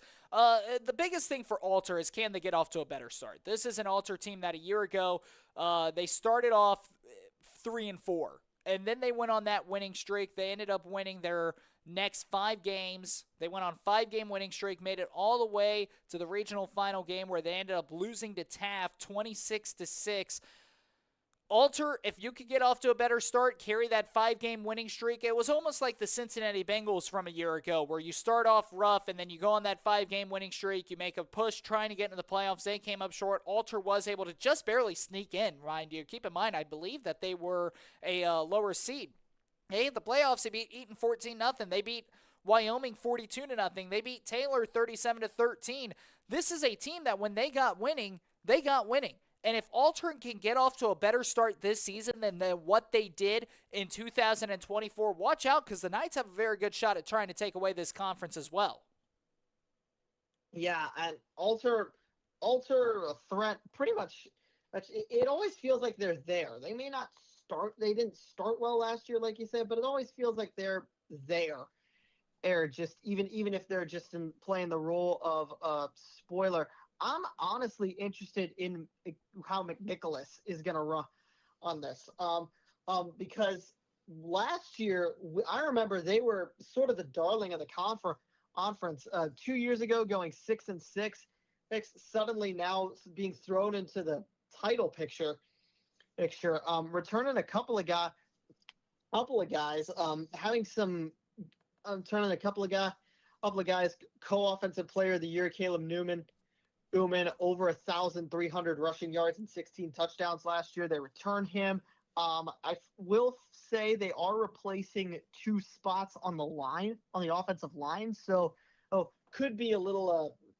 So that's going to be something they'll have to really hold to see if that running game is as effective as it was last year.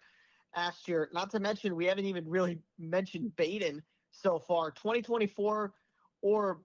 Which is crazy to say that a 2024 appearance that saw them go 5-0 in the conference is considered a quote unquote down year, but with considering their previous standing, it really was a down year for the Rams, which says something about their program, which says good things, I should say. Hey, but Baden last year. Going into last year, graduated its starting quarterback, its top 7 receivers, and 6 of its top 7 tacklers.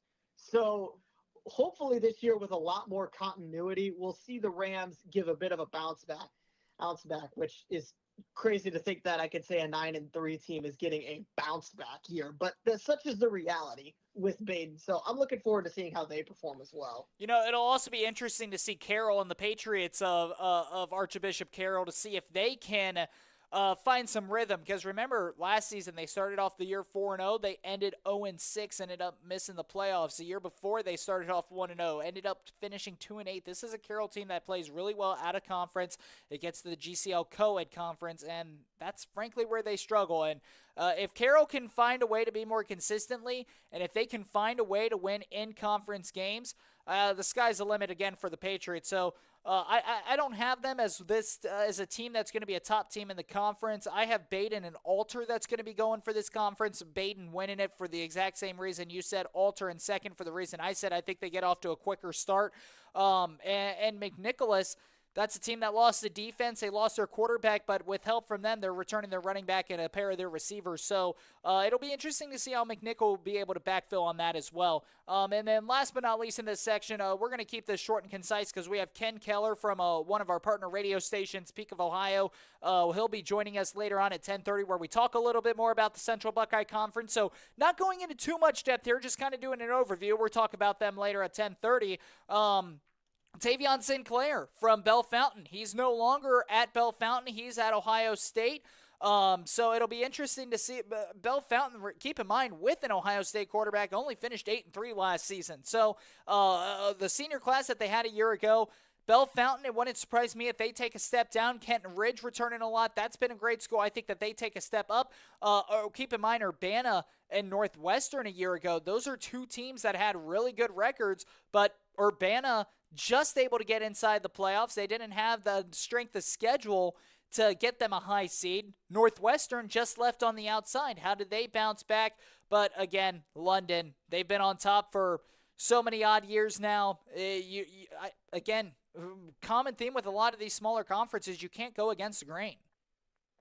Yeah, and it's hard for me to go against the grain, especially when it comes to London.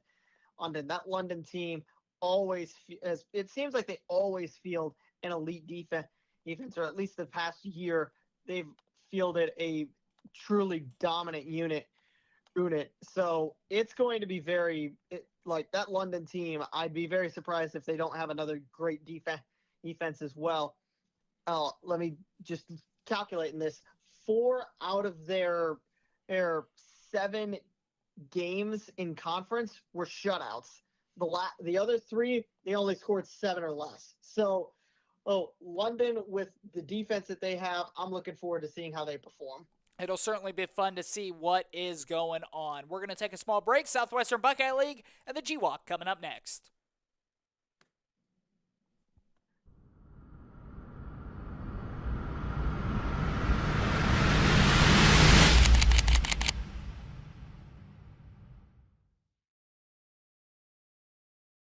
The year was 1907. The Cubs won the World Series and the Ford Model R hit the assembly line. While here in Ohio, school administrators came together to form the Ohio High School Athletic Association. One thing that hasn't changed since 1907 is the dedication of the OHSAA to education-based athletics in Ohio. School sports teach responsibility, sportsmanship, and life lessons that stay with students long after their playing days are over. The OHSAA seeks to prepare students not for the next level of sport, but for the next level of life.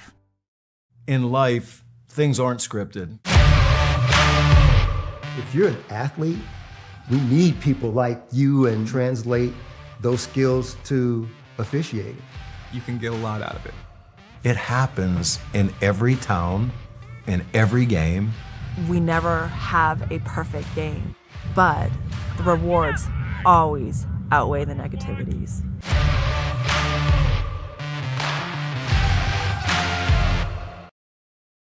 When every second counts and every drop matters, you don't settle for ordinary. You power up with Power Mist racing fuels. Trusted by champions, engineered for victory. From drag strips to dirt tracks, Power Mist delivers explosive performance, cleaner burns, and unmatched horsepower. Nitro, alcohol, methanol, gasoline blends. Whatever you race, we've got the fuel to ignite your edge. Power Mist racing fuels, born to burn, built to win. When life gets messy, make it sweet. Only Dirty Dough delivers maximum flavor from the inside-out layers, mix-ins, and gooey fillings. No filters, no fuss, just real cookies for real life. Every week, a rotating lineup of handcrafted flavors. Join the loyalty program, earn points on every purchase, redeem for free cookies, and get a cookie on your birthday.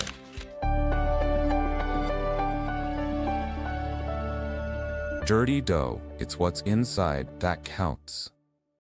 Looking to elevate your brand with quality custom printing? Red Ball Specialty Printing in Springfield, Ohio. Family owned and dedicated to attention, quality, and service. We customize everything from shirts, drinkware, pens, awards, and more. Whether 50 pieces or 5,000, we deliver color crisp, branding brilliant. From promotional apparel to recognition awards, we're your one-stop for impactful merchandise. Visit rbspdesignschipley.com or call 937-215-0740 today.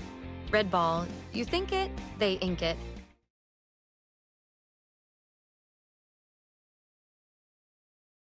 Jackson Lightcap alongside Jonathan Snyder. We have reached, we're a little bit over the halfway mark of this 3-hour show. Time is 9:36 a.m. Eastern Time. John, you and I getting up extra early to make sure that this show was able to get on off. A huge thanks to the entire TKDS Sports Network crew for making this happen. Of course, we're the ones on camera. We're the ones talking, but there's a lot of people in the back end that are working hard and diligently to make this happen as well. Ivan, our executive producer, Kevin Fowler, the CEO. So a huge thank you to all of them. John, and also a huge thanks to our sponsors, Red Ball Specialty Printing. You think it, they ink it, and Dirty Dough Pow. It's what's inside that counts. Moving on, John, I know that we wanted to talk about the GWAC. There is a lot going on within the Greater Western Ohio Conference. And when you look at the GWAC from a year ago, Fairmont Centerville, co-champs last season in the GWAC. Centerville losing a lot, including their head coach, Brent Ullery, who was at the helm for quite some time at Centerville. He stepped down and resigned. John Puckett takes over, a first-year head coach for Centerville.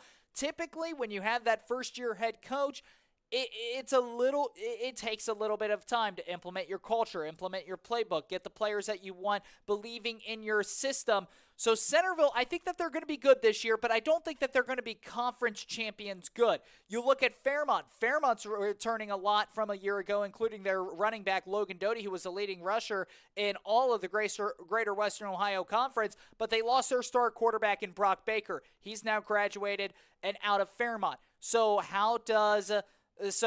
now you take a look at J.J. Hill, who had some playing time last season. He played the last 3 games of the year because, remember, Burgbacher got injured in that game, Week 9 against Springfield. He couldn't come back and return, so J.J. Hill ended up taking over, and he played pretty solid down the stretch. Now he's a senior. Can he fill the shoes of Burgbacher? So Fairmont, this is a team that I think is going to be towards the top. You also have a Wayne, who I truly believe is going to be towards the top of the situation as well. You have, obviously, Wayne. They ended up losing Tyrell Lewis, their Division I quarterback. He's done. He's graduated after throwing 21 touchdowns and 6 interceptions last season, and also, remember, missing, I believe it was 4 or 5. He ended up missing 5 games, I beg your pardon, due to injury. But now you have sophomore Kai Graham, who did play a little bit last year before he got hurt. He looked really good, and he looks like the next big quarterback for Wayne. Wayne has had so much turnover at the quarterback position when it goes back to Braxton Miller, then to Cam Fancher, to Tyrell Lewis. Is Kai Graham the next big quarterback that's going to step foot and put on a Wayne Warrior uniform? Of course, you have Springfield after their disappointing finish a year ago. Brent Upshaw gone and graduated. They have a return. When you look overall at this entire GWAC conference, there is so much to be determined. Max Miller, quarterback, returning for Springboro. Springboro, they're returning a lot, but remember last season, they were towards the top of the conference, but they couldn't get that big win against Centerville, Fairmont, or Springfield, the teams that they needed to beat in order to win the conference. So with all that in mind, the GWAC is a very, very, very open conference on who's going to take it this season. Yeah, I mean, it feels like we say that a lot, but it really doesn't tell you just how open everything really is. It feels like every team has at least a sliver, maybe an outsider's chance, but the chance to at least play some form of spoiler even. I mean, we've got teams. I mean, Wayne last year, you're expecting them to take a step forward, like you said. And now that hopefully their quarterback situation stays consistent this year. Obviously, he last year got injuries, decimated that room. Springboro as well. Oh, they can come up and be a sneaky team at some point throughout the year. Springfield, remember we talked about that. First started out last year 0-2. Then all of a sudden they rattle off a few wins. They beating Centerville 17-3 last year, and that ended up being the only loss that Centerville took in their conference record, which is why they have a share of the title. And again, Centerville, a coaching change. So there's a lot that goes on as per usual with the GWAC, and with Fairmont, I have a bit more faith that Fairmont can keep things up. Now, I know they lost Burgbacher, and that'll be a huge loss for them.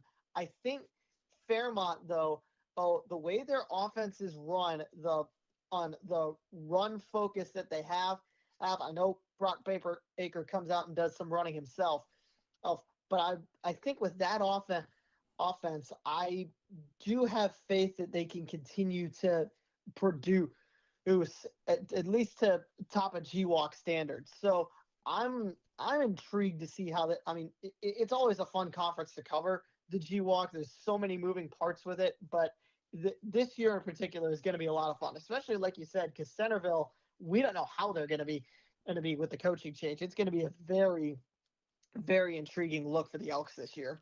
When you take a look overall at the G-Walk, everybody lost a little bit. Everybody gained a little bit. It's going, like I said, it's a wide open conference.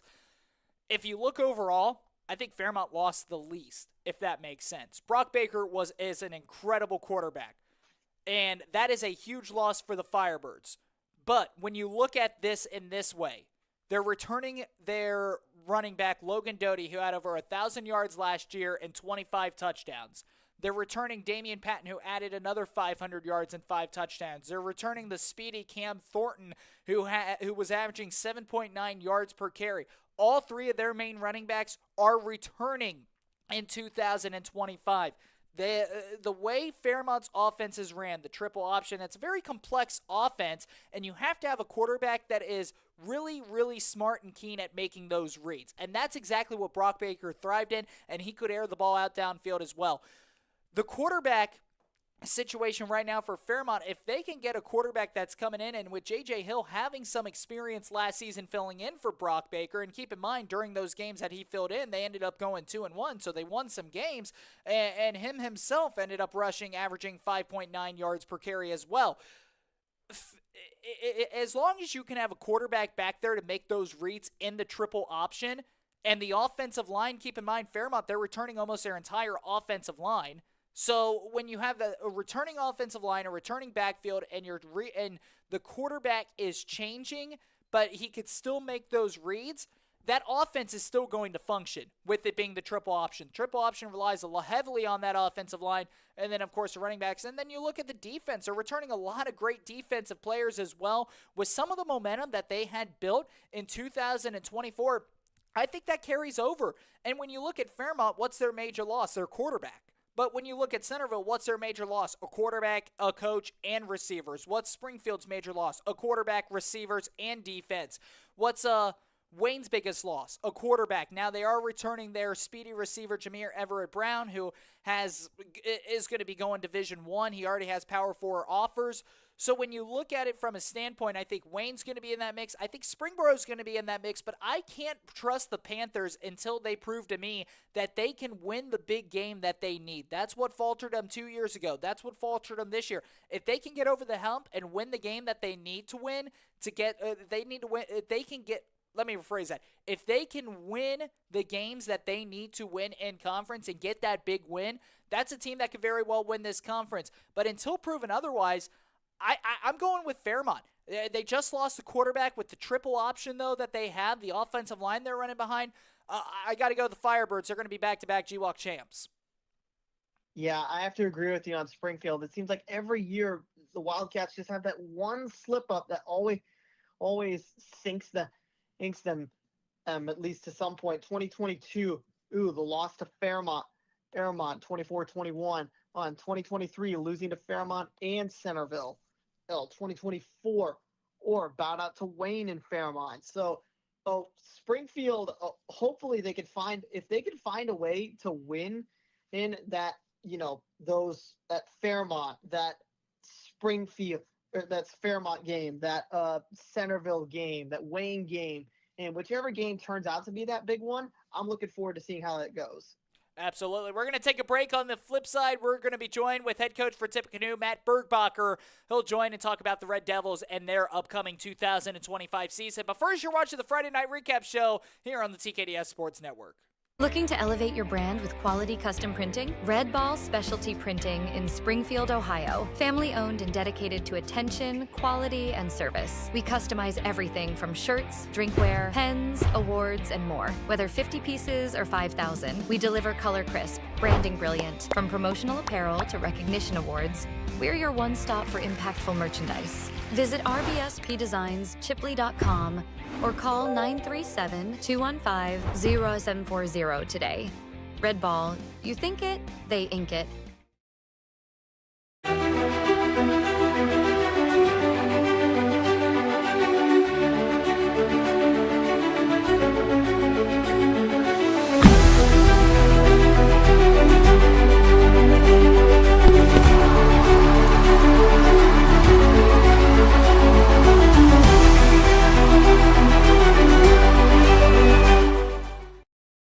Central State University is home. We on the way, know that. Yeah, it's my time. Who I'm gonna be when I'm in the limelight. Shining in the dark like I was a nightlight. It's my time, yeah. I went from the back to front, last to one.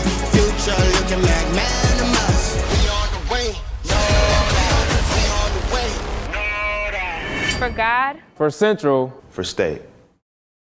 When life gets messy, make it sweet. Only Dirty Dough delivers maximum flavor from the inside-out layers, mix-ins, and gooey fillings. No filters, no fuss, just real cookies for real life. Every week, a rotating lineup of handcrafted flavors. Join the loyalty program, earn points on every purchase, redeem for free cookies, and get a cookie on your birthday.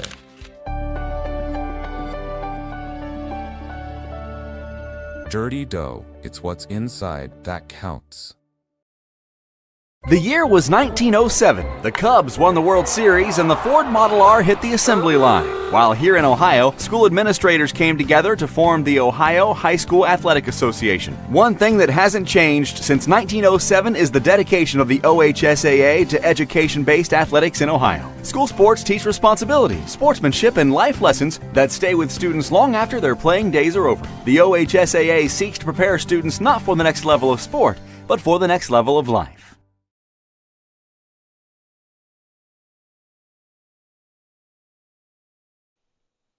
Back here on the Friday Night Recap Show, Jackson Lightcap alongside Jonathan Snyder. Joining us here before the top of the hour, head coach for the Tippecanoe Red Devils, that is Matt Burgbacher. Coach Burgbacher, thank you so much for taking time out of your busy schedule to join us here this Saturday morning. No problem at all. I always enjoy doing this. It's a great time of year. Week one's here, and now everything counts. Coach Burgbacher has been joining us on the show since it started, and this is our, as mentioned, beginning of the show, 4th season premiere. He's back with us. He's always a great guy and a great coach to talk to. We love it. We love and enjoy having him on the show. And Coach Burgbacher, a long off season, now starting to come to a close. You had your scrimmage last night. Talk to us a little bit about how the off season went for Tippecanoe. It's been a great off season. Last year, it was a disappointing ending, losing in the second round to St. Mary's. We had a great season going 11-0, and then, we lose that Week 12 game. So it's one of those that we typically don't like getting our off season started till after New Year's. But this past off season, I felt it was very important to get our kids back together again. And so we started there in December before Christmas break with our workouts, speed workouts, our breakfast clubs we do on Saturday morning, and it's been great. We got a lot of kids here at Tip that play multiple sports. So you got basketball, wrestling, baseball, track, all those sports that these kids play, which is great. Go do it and come when you can. But it's been a great off season. We've had a lot of motivation because these kids see every day, Tip 14, St. Mary 16, when they walk in this locker room as a reminder of, we got to show up every day. We got to prepare like champions if we want to be champions. And so it's been great. We had 2 good scrimmages last weekend. We scrimmaged against Beaver Creek, Alter, and Little Miami. Did well. And then last night we scrimmaged Anna and, came out. We won that one 34-0. I thought the improvement we made over the last week was huge. So obviously we got to keep that going into week 1 because we know, we're not one of those programs that's going to schedule an automatic win week 1. And we got Bellbrook next Friday night down at Bellbrook. So again, huge week. But again, all that training in the off season or training camp, 2-a-days, whatever you want to call it, that stuff's over with now. Now everything counts. So now we're in game week. So it's an exciting time. So, Coach, you mentioned that, of course, a disappointing season last season. Losing to St. Mary's, but getting your kids in the weight room a little bit earlier. You have it posted in your locker room, reminding your kids to show up each and every week. How is that motivating the kids on the disappointing, after a very successful year, but a disappointing finish? How is that motivating them into 2025 to have the similar success and more? You can't let your guard down. We I think, multiple factors. St. Mary's played a great game. We did not play a very good game. So it's that reminder and motivation, because all these kids that are juniors and seniors especially, they know how they felt that Friday night down at City Park. Shoot, I think that was like the first time we lost down at City Park in 4 years. So it was, you get that feeling one time and you don't want that feeling again, because that, we had some high aspirations for last year's team. So these guys are very motivated to, not only get to win a league championship, not to get to week 12. We've got further expectations and standards that we want to go to. And that stuff's not going to happen because, we're Tip City. We're Tippecanoe. We're not flying under the radar anymore. I thought maybe a couple years, especially 2022, when we made the state semifinal one, we flew under the radar because nobody really knew how good we were going to be. Then 23, we have a good season. Last year, we're 11-0, going into week 12. We got a lot of experience coming back this year. And so there's no more flying under the radar. Now we're the target. And people's going to bring their best shot, because if they beat Tip, then they know that they're going to have a good season. So, that all those things are motivation, because again, now we're not even close to the top, but you got to work hard to get there. But when you are there, you got to work even harder because people's trying to knock you down. So we've got all kinds of motivations, but our motivation is daily. When you walk out of this locker room every day, did you get better? What did you do today to get better? And that's what we can control. That's what we can focus on. And that's where we put all of our attention. Coach, when you take a look at the 2025 Tippecanoe Red Devils football team, returning some great players, lost a few great players as well. Can you kind of talk to us a little bit about some of your roster turnover from 24 to 25? Yeah, you're right. We did lose. We lost some great young men, and that were great contributors out there on the football field for us. But where we're going to miss those guys the most is in this locker room. Just their leadership, how they handled themselves, how they just did everything. Our culture. We lose that because every year you start from ground zero. You got to start over. So we're continuing to build that camaraderie. We're continuing to build the culture that we want with this football team. We're getting there. There's no doubt about it, but we still got a long ways to go. And like I mentioned earlier, we got a lot of experience coming back. You got your quarterback coming back, Larkin Thomas, that threw 38 touchdowns last year. We got a running back, Xavier Melton, coming back. Got our H-back, Cade Havel, coming back. We got 4 offensive linemen with Friday night experience coming back. We got a wide receiver, that Will Strong, that's coming back, that is committed to Illinois State. And then you go to the defensive side of the ball. You got Southwest District Defensive Player of the Year and Colin Isaac coming back. And then we've got a couple linebackers with some experience coming back. We got a couple DBs, 3 or 4 DBs that are coming back with some experience. Our defensive line, we got some guys coming back with experience. So, one thing every coach says this, we got to stay healthy. And the injury bug has gotten us early in the season so far. So we've got to we that's one thing that we work on in our camps in June and July and even during training camp in early August, is working that depth. So when somebody does go down, next guy's up and ready, because once you get an opportunity, the opportunity is not going to wait for you to be ready. You got to get ready when that opportunity comes. So that's what we've been doing. Hey, next man up and let's go do it. So again, we've got a lot of experience coming back, but that's it. That doesn't translate to victories. It doesn't translate to anything. It's still, we started from ground zero and we're molding this into the team that we want to be. Coach, of course, you had that state Final Four run back in 2022, had a very successful run in 2023, came up short last season. You're returning a lot of great players, as you mentioned, returning a lot of star-studded talent, returning more than what you ended up losing from a year ago. Can you talk to us a little bit more about your 2025 goals and aspirations for this Tippecanoe football team? Our focus especially over the last 2 months has been Bellbrook, because we know, you look at the last 4 years, whoever has won that week 1 game with Tip and Bellbrook, they've been either the number 1 or number 2 seed. in our region, just because, one, both teams are going to win a lot of games. You win that game, you're getting a lot of computer points and all that stuff. So really, that's been our focus. We did a 10-minute Bellbrook period every day in camp when we had camp this summer, because they run a little bit different offense, and their offense they run it doggone well. So we've got to be prepared. And then, obviously MVL, we got to win week 1. We want to win the MVL. Now that they've changed the playoffs, getting that bye, it's something new for everybody. Most teams don't get a bye. How are you going to handle that? But yeah, hey, hopefully we get there so we can do what we do with that off week, and then boom, get into week 12. But the standard here at Tip, and I'm just not talking football, I'm talking all of our sports, championships. We want championships. And a couple of years ago, soccer won a state title, and our volleyball team's going to be very, very good this year. Our boys, girls soccer, our cross country, everybody's just golf.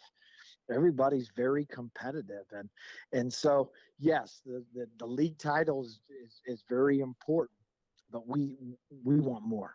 We don't want to hang our hat on being the MVL champions. We want more than that, even though that is obviously very important. So the expectations here from our community, very high. They expect, to have championships. And so that's our goal.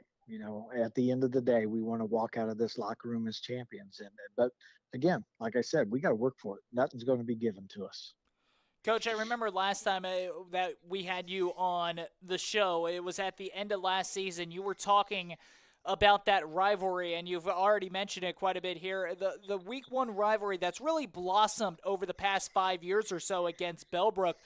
You go back over the last 4 years, that game as a week 1 matchup has determined who's the 1 seed and the 2 seed within your region. Talk to us a little bit about how this rivalry's blossomed. 2 great opponents going at it week 1, and talk about what this means for Tippecanoe High School. The two communities are so similar. We have the same type of kids. We've got the same looking kids.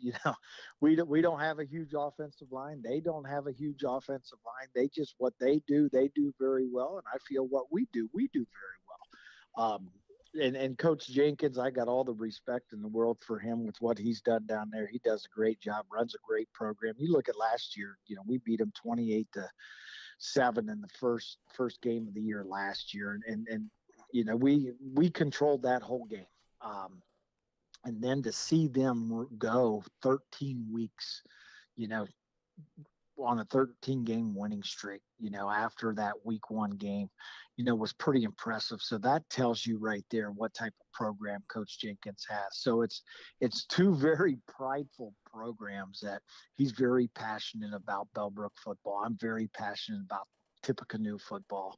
And there's just, there's so much respect between the 2 programs. And, not once is it a bad rivalry where you have, personal fouls and it's nothing like that. It is just a 48-minute football game where you're going to have to pack your lunch and don't bring it in a pail, bring it in a brown bag, because, it's going to be a battle. And it's fun. It's fun because the kids have something to look forward to every week. It's like I said, but it's not like we're playing a team that we know we're going to beat 50-0. It's a team that is going to challenge us. They're going to do everything in their power to put us in some tough situations. And that's what's fun, because the game planning and just the preparation that it takes for this week 1 game is awesome. And, the preparation really for Bellbrook just doesn't start this week. Obviously, there are week 1 games. So this preparation started in December and January of, what can we do, or what do we need to do to beat Bellbrook? Because, again, if you beat Bellbrook, you got a pretty good football team. And really, when you come out of this week 1 game, and Coach Jenkins even said this last year after we talked, a couple days after the game, he said, we are a much better football team because of this game. So you go into week 1 knowing no matter what, win or lose, you're going to be a better football team just because of the competition that's there. And it's something that you look forward to every year. Well, once again, Coach Burgbacher, thank you for taking some time out of your busy schedule. We know you're preparing for Bellbrook Week 1 in the entire 2025 season. It's always a joy to talk to you. We hope to talk to you later on down the line as well. All right, sounds good. Let's do it like week 13, 14, 15, somewhere around there. That'd be great. That sounds great to us. Best of luck to you.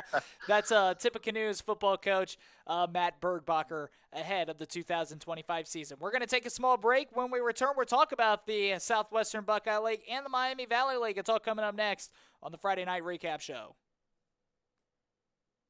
The year was 1907. The Cubs won the World Series and the Ford Model R hit the assembly line. While here in Ohio, school administrators came together to form the Ohio High School Athletic Association. One thing that hasn't changed since 1907 is the dedication of the OHSAA to education-based athletics in Ohio. School sports teach responsibility, sportsmanship, and life lessons that stay with students long after their playing days are over. The OHSAA seeks to prepare students not for the next level of sport, but for the next level of life.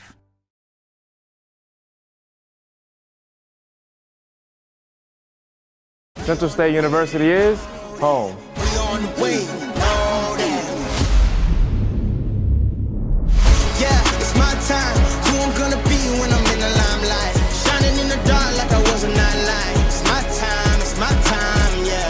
I went from the back to front, last to one.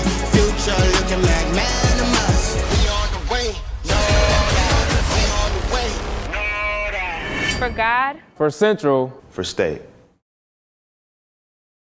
In life, things aren't scripted. If you're an athlete, we need people like you and translate those skills to officiating. You can get a lot out of it. It happens in every town, in every game.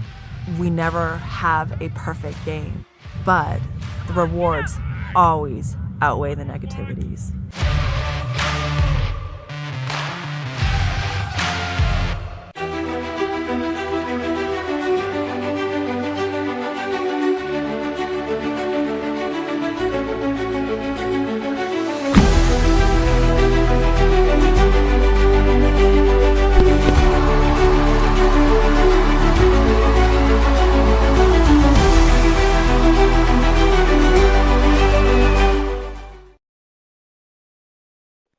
Jackson Lightcap alongside Jonathan Snyder, the Friday Night Recap Show. Just another reminder, folks, today's show is sponsored by, I was going to another read. I'm trying to do this all on memory. Today's show is sponsored by Red Ball Specialty Printing. You think it, they ink it. If you have an idea that you want to put down on a custom t-shirt, whether it's school apparel, work apparel, anything else involved, go to Red Ball Specialty Printing in Springfield. Make sure to visit them. Tell them your good friends with TKDS Sports sent you. And then Dirty Dough Pow location. Anybody watching from Columbus and wants a sweet treat as soon as it opens up? I know it's a little bit too early for a sweet treat now, but you know the saying, it's 5 o'clock somewhere. I know that's meant for other things, but we're going to use it in a sweet treat context right now. Head on over to Dirty Dough off Sawmill Parkway, or Pikeway, I beg your pardon. It's on the inside that counts. Again, trying to do that by memory. So it's week 0 for us too, John, right? It's week 0 for us too. Yeah. No, you're right. Oh boy, and we're moving on to hour number 3 in this 3-hour show. We just got off the phone with Coach Matt Burgbacher, and John, one thing that he mentioned that it completely slipped our minds at the beginning of the show. Keep in mind, over the offseason, the OHSAA changing the playoff format. It is not a 16-team playoff anymore. It is a 12-team playoff with the top 4 seeds receiving a first-round bye and a home field advantage in week number 2. Yeah, right. I totally missed that. I was looking through. I almost thought it was a change that when I was looking through some of the articles before in my prep time, I almost thought that was like an article from like 2024 or 2023, but I totally forgot it was meant to be for this year. So yeah, that's honestly one of the most intriguing. That'll be probably the most intriguing thing about this year is how teams will cope and how the selections will cope with the smaller amount of teams that you're going to get, especially having the top 4 seeds getting first round buys. That's going to be a huge thing to play for pretty much everybody in every division. So I'm looking forward to seeing how it'll impact those end of season games that would on it that it won't just have an impact for seeding anymore. They'll have an impact on whether or not you get probably a much needed bye week. So I'm really intrigued to see how that goes. And also keep in mind that at least within the OHSAA playoffs, now you may have schools that have every once in a while have had a game fall through or get canceled, or you just leave an open week. But primarily, the common high school in the state of Ohio has never once in school history had a bye week. So it'll be interesting to see now how it is added and regulated to the OHSAA playoff format. It'll definitely be interesting to see how schools will adjust to having that week off in between and how they will end up approaching that. Because I know that some schools, hey, you just rattled off 10 straight wins. Now you're the 1 seed. Guess what? Now you get a break. And if you're winning 10 in a row, do you really want a break to cost you some momentum?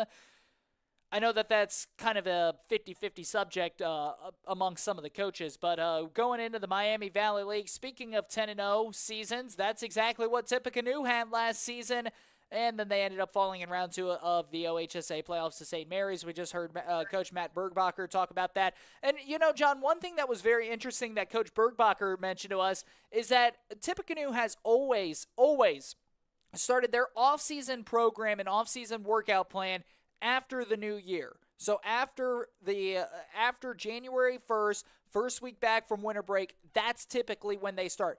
Last year, after that disappointing loss, when they had high aspirations at a state championship goal, they said, hey, we're starting early December before Christmas break and winter break. We're starting a month earlier than what we are because we don't want our kids outside. We want them motivated. We want this to fuel them into 2025. They have a picture of the scoreboard of them losing against St. Mary's, posted up and taped up in their locker room, and that's the first thing that the kids see every single time that they walk into their locker room. You look at it, they're returning a quarterback, returning a receiver, returning a running back, 4 offensive line starters returning a lot on defense. Tippecanoe, after the successful season that they had and the disappointing season, or the disappointing end to it, I think that motivates them into 2025. This is going to be a team that's very well could go another 10-0 team in the regular season. If we're talking state championship contenders, you got to put Tippecanoe in there with what they're returning, how they were last year. They were state championship contenders last year before they were upset against St. Mary's. Now you have that and a motivated bunch that's coming back for 2025. Watch out, Tippecanoe. That could be a team that's making their way to the Final Four for the first time since 2022 when it's all said and done. Yeah, that's going to be that Tippecanoe squad is going to be a scary squad to come up against. And it's particularly, like you said, with all of the guys that are sticking around, their quarterback's sticking, their offensive line is sticking around. The majority of their defense is sticking around. So, the Tippecanoe Red Devils, they typically always at the top of the Miami Valley League, and typically a team that's expected to go pretty far in the state playoffs. So I would be very surprised if Tippecanoe doesn't reach those heights and doesn't go further, like you said, and especially with the motivation they've got. Other teams surrounding in the conference, Xenia. I'm intrigued to see Xenia. Xenia's kind of been up and down lately. They were 4-5 2 years ago in conference. 3 years ago, 9-0 before being upset by Little Miami in the playoffs of 3 years ago. 2024, they go 8-1 in conference. So, I'm really interested to see how Xenia performs this year. Are we going to get the 2024, 2022 Xenia? Are we going to get the even year Xenia, a la the San Francisco Giants a few years ago? Oh, if you remember how they were playing, and it seemed like every even year they would become a great baseball team. Every even year Xenia becoming a great football team. But I'm interested to see how they perform this year as well. So that's one thing I'm looking out for the MVL this year. Some other teams in the Miami Valley League that it'll be interesting to see. You had Sydney, who had a decent year last year. They finished 5-6. They were 5-4 before dropping their last two, losing a lot offensively and defensively. Butler, Troy, kind of the same situation. Piqua. Remember back 4 or 5 years ago, Piqua was the top team in the Miami Valley League. In fact, I remember when we first started the show back in 2022, Piqua finished 9-3, and keep in mind that was them coming off a 13-1 season. Since 2022, they went 2-8 in 2023. They went 4-6 in 2024. And now in 2025.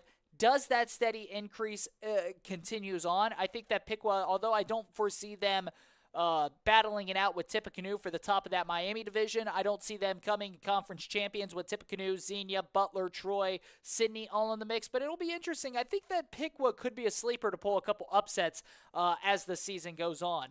On to the Southwestern Buckeye League, and one team to talk about here, it's Bellbrook and the Golden Eagles. Matt Burgbacher, the head coach for Tippecanoe, talked about them. We're going to talk about them. This is a team that's dominated the SWBL in almost every single sport for so long. I don't foresee this season being anything different, especially with what Waynesville lost a year ago, losing Alex Zambergy and a couple of their main guys at the quarterback and wide receiving position. Brookville lost a lot as well. You look at what Waynesville and Brookville lost, and then you look at Bellbrook, and Bellbrook, they're going to be right there at the top of things as well. Yeah, I think Bellbrook, it's hard to go against them in any year, but especially this year, Bellbrook looking to be the class of the SWBL once again. And I know, that you've got Valley View up in the Buckeye division, Waynesville up in the Buckeye division, but it's hard for me to go against the Golden Eagles there. Valley View will be a fun team to look at. Really their only two losses were that Bellbrook loss, like you said, and the only other team was a MAC opponent in Coldwater, which we've gushed about MAC opponents before, or on how difficult they are to play against. So, intrigued to see how Valley View perform. But in terms of that Buckeye division, Waynesville also tends to be up there in the Buckeye division. So that division is going to be pretty competitive. But to me, Bellbrook still the class of the conference, and they're going to be a tough team to beat. Yeah, Bellbrook's going to be a tough team to beat. And again, you've had Waynesville up in that mix. You've had so many great teams that have been right there in that same situation. It'll be interesting to see how the Southwestern Buckeye League turns out. And we're going to get a huge test on a lot of that stuff because keep in mind, Bellbrook will play Tippecanoe week 1 at home at Premier Health Stadium. So that'll be a fun one to watch. We're going to take a break. When we return, we're shifting over to Columbus. The OAC, or I beg your pardon, the OCC. That's all coming up next here on Sports Now. When every second counts and every drop matters, you don't settle for ordinary. You power up with Power Mist racing fuels. Trusted by champions, engineered for victory. From drag strips to dirt tracks, Power Mist delivers explosive performance, cleaner burns, and unmatched horsepower. Nitro, alcohol, methanol, gasoline blends. Whatever you race, we've got the fuel to ignite your edge. Power Mist racing fuels, born to burn, built to win.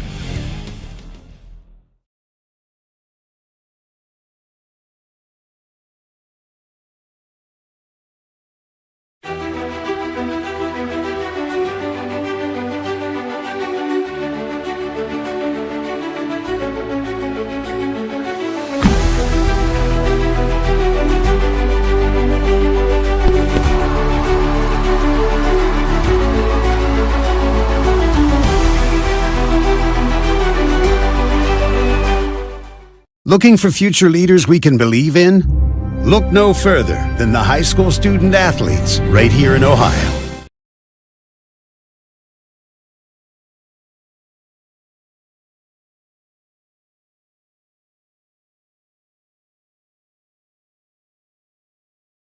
The year was 1907. The Cubs won the World Series and the Ford Model R hit the assembly line. While here in Ohio, school administrators came together to form the Ohio High School Athletic Association. One thing that hasn't changed since 1907 is the dedication of the OHSAA to education-based athletics in Ohio. School sports teach responsibility, sportsmanship, and life lessons that stay with students long after their playing days are over. The OHSAA seeks to prepare students not for the next level of sport, but for the next level of life. Central State University is home. On the way, all that. Yeah, it's my time. Who I'm gonna be when I'm in the limelight. Shining in the dark like I was a nightlight. It's my time, yeah. I went from the back to front, last to one. Future looking like man and mouse. We on the way, no doubt. We on the way, no doubt. For God. For Central. For State. TKDS Sports Network, and this show is brought to you by Dirty Dough Pal. It's what's inside that counts. Red Ball Specialty Printing. You think it, they ink it. Go pay our friends a visit and tell them your good friends at TKDS Sports Network sent you. Jackson Lycap alongside Jonathan Snyder. And for the first time on this show, John, we are expanding our horizon. We added that extra hour back from what we were a couple of seasons ago. And instead of now primarily focusing on Dayton and Cincinnati, us here at the TKDS Sports Network and TKDS Media decided let's start dipping in to Columbus as well. And we're going to talk the Ohio Capital Conference. It's going to be a lot of fun to talk about a lot of teams and a lot of big names that we haven't really highlighted that honestly kind of deserve that highlight. Pick Central in the Buckeye division. Big Walnut, another team that's been and having some success lately. The Angies of Columbus, and those guys will be fun to look at. Dublin Kaufman, a team that always tends to get a couple of teams in their postseason. Seasons. Hannah Lincoln as well. So really looking forward to seeing how a lot of these teams perform, and really happy that that we're covering some of these guys, because there's a lot of talented groups that come out of the Columbus area every single year. Teams that tend to go pretty far in state playoffs. So I'm looking forward to seeing how they perform. I'm looking forward to seeing how their conferences are going to shake out this year. Going to be a lot of fun for all of us. Yeah, when you take a look at the Ohio Capital Conference, it's one conference made up of 5 different divisions. And, John, go ahead and guess how many teams. And don't look it up. Well, I kind of already have all the spreadsheets up. But, I didn't know you were going to pull this on me. I'm going to still try and guess because I don't know the Go ahead and guess it. But I want to say about 24. 33. 33 schools are within this Ohio Capital Conference. And just as you mentioned, I mean, you have all the Pickerington schools, you have all the Dublin schools, you have Upper Arlington, you have all the Hilliard schools, you have all the Worthington schools, you have all the Westerville schools. There's so many great schools that are within this district. The Olentangies, and including the first team we're going to talk about, your reigning Division I state champions from a year ago, Olentangy Liberty. Yeah, they've got a incredible program there. They always seem to go really, really deep, and never really quite going to the St. Edwards level until recently, of course. But Olentangy Liberty, very, very talented program. In fact, there's a lot of the Olentangies have talented football programs. But Olentangy Liberty, they're, as you said, the reigning Division I champions. So really excited to see how they perform after a championship run. Those type of teams are always some of the most fun to cover from a media perspective, to see how the returning players perform, or how that championship impacts how they work in the offseason, how they approach games now. Are they more confident now that they know that they've been the best and that they can get there again, or do they rest on their laurels a little bit? It's always a very fun dichotomy to look at, really in any sport and at any level, but especially in the high school areas. as how a team performs coming off of a state championship, and especially a state championship at the highest level of play, or one of the highest levels of play, I should say, in the entirety of the state. So looking forward to seeing how Olentangy Liberty perform and seeing how their players come back after a championship winning season, a deserved championship as well. Yeah, and it'll be interesting to see. I mean, if you pull up, I'm on Joe Idle's website right now, and I'm looking at Region 3, and the seeding for last year's OHSAA playoffs heading into it. If you look at seeds 1 through seeds 13, the worst record in that mix, 6-4. You had Westerville North. Take a look at who they played. Oh, well, they ended up playing Olentangy Orange, a 9-3 team. They played Bishop Watterson, who ended up going undefeated last year on their way to a state title game. They played Westland, who was 8-3. Big Walnut, who was 13-2. They lost in the playoffs to Pickerington North, who was 11-3. And then you also take a look at Groveport Madison. Well, who did they have? They had Big Walnut. They had Gahanna Lincoln. They had Tejas Valley. They had Reynoldsburg. They had Pick Central. This is basically what we're seeing in Columbus. When you look at, in Region 3 at least, seeds 1 through 13, the worst record, 6-4. The best record wasn't 10-0, wasn't 9-1, it was 8-2. So you have a 2-game differential between 13 different teams, all coming from the OCC in region number 3. That just goes to show you how tough Columbus is. Your state champion from last year, it wasn't an undefeated run. They lost a couple of games. When it comes to Columbus, we talk about how great Dayton football is. We talk about how great Cincinnati football is, but with Dayton, it's just one big bloodbath. In Columbus, it's just one big bloodbath up there. And it's going to be interesting to see. A week 1 matchup that I'm really looking forward to seeing is Pickerington Central and Gahanna Lincoln. Both teams a year ago finishing 8-2. They were the number 2 seed and 3 seed within that Region 3. Pick Central is going to be the home team. They lost quite a bit of seniors. So did Gahanna Lincoln, but those are two schools that have historically been able to backfill and play really, really, really well. So it's going to be very, very interesting and entertaining to see what all comes about this that week 1 game between Pick Central and Gahanna Lincoln. And spoiler alert, that's one of our game picks. Yeah, it's going to be a lot of fun seeing that one as well. Oh, but like you mentioned, all of the Pickerington schools, Pick Central, and Pick North, or Pick Central, the 2 seed in their playoff run, and then they got bumped out by the 7 seed of Pick North, whom they lost to in the regular season last year. I'm looking forward to seeing how Pick Central and Pick North play each other. That's a rivalry match too.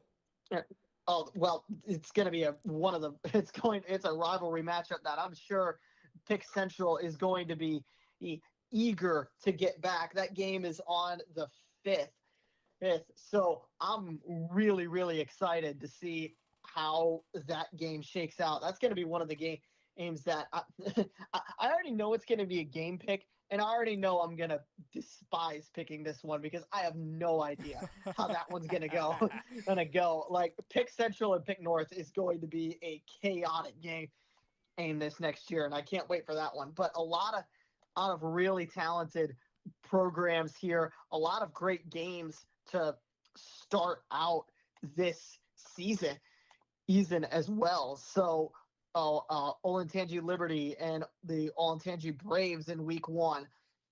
Looking forward to seeing how that game goes. I got another rivalry that's up near the top that's going to be an impactful one. And I'm just it's fun to be able to look into the Columbus side of things. Because like we said, there's a lot of really talented programs there. There's a lot of really talented schools, a lot of programs that send guys to the Division I level in the college ranks. So I'm extremely, extremely excited that we're able to cover this region and highlight a lot of these programs that, quite frankly, have deserved the props that they've gotten with the program success that they've had over the years. And John, kind of going back to my point between the Region 3 rankings last season, we already talked about seed 1 through 13 was only separated by 2 games. How about seeds 1 through 7? All of them 8-2. These are just schools that go across and beat up on each other. And I'll tell you what, it'll be interesting to see it. Number one, how what we just talked about, how Olentangy Liberty was able to answer back. How will they be able to answer back? They lost their quarterback. They lost a great couple of seniors. It was a primarily heavy senior class who was on that state championship roster back in 2024. So it'll be interesting to see how they defend it. Pick Central, Gahanna, and Lincoln all going to be towards the mix. You got to look at every single Olentangy school. Liberty, Berlin, Orange, and just Olentangy. I mean, let's take a look at it this standpoint, John. For the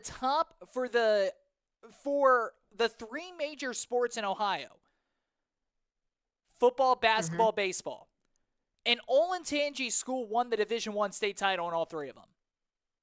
And it wasn't the same one. It was Olentangy Liberty who won it in football, Olentangy Orange who won it in basketball, and then Olentangy who won it in baseball. You look at that area, and then you look at the surrounding school districts of Dublin. You have Hilliard, that's just a little south. Worthington, Upper Arlington's up there. The northern area, that is, I'll probably go out and say, I'll say it right now, that is the best area in all of the state of Ohio for high school athletics. It doesn't matter where they're at. It doesn't matter. It does not matter where they're at. It does not matter whatsoever. In any sport, that area, the Dublin, Hilliard, Upper Arlington, Olentangy, Westerville area, that circle right there, Northern Columbus, on a map, is the number one place for high school sports in any sport in the state of Ohio. And it proved it last year with the state titles and the state champions. Yeah, I can't disagree with that. I mean, championships really do tell a lot. And the champions that come out of that area, like you mentioned, a lot of the Olentangy teams, baseball, basketball, football, a lot of those schools tend to be in the mix in all of those areas. So I'm really excited to see how these teams work and to see just if there's any one of the lower ranked teams. I'm looking at like a Newark here that went 7-3 last year. I'm looking to see if they can potentially pull off an upset and if they can stake their claim near the top of the OCC or at least in the top of their division. So I'm really, really excited to check out this area. It's an area with a lot of talent, like you said. It's an area with a lot of great programs and a lot of long sustained power programs in the high school ranks. So I'm thrilled. That's all I can really say. I'm thrilled to be covering. I will say this: the only other area in the state of Ohio that may come close to that area I was just mentioning, the Midwest Athletic Conference, the MAC. You can't forget about them. But when you're taking a look at higher divisions, Division I, Division II, you got to go Northern Columbus. It's going to be time for a break. When we return, we're going to be joined with Peak of Ohio's own. It is Ken Keller. He's going to join us to talk a little bit more about the Central Buckeye Conference, Champaign and Logan County. It's all coming up next here on the Friday Night Recap Show. Looking to elevate your brand with quality custom printing? Red Ball Specialty Printing in Springfield, Ohio. Family owned and dedicated to attention, quality, and service. We customize everything from shirts, drinkware, pens, awards, and more. Whether 50 pieces or 5,000, we deliver color crisp, branding brilliant. From promotional apparel to recognition awards, we're your one stop for impactful merchandise. Visit rbspdesignschipley.com or call 937-215-0740 today. Red Ball, you think it, they ink it. The year was 1907. The Cubs won the World Series and the Ford Model R hit the assembly line. While here in Ohio, school administrators came together to form the Ohio High School Athletic Association. One thing that hasn't changed since 1907 is the dedication of the OHSAA to education-based athletics in Ohio. School sports teach responsibility, sportsmanship, and life lessons that stay with students long after their playing days are over. The OHSAA seeks to prepare students not for the next level of sport, but for the next level of life. Central State University is home.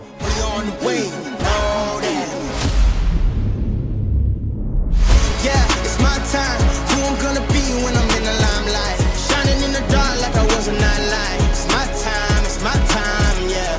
I went from the back to front, last to one. Future looking like man of us.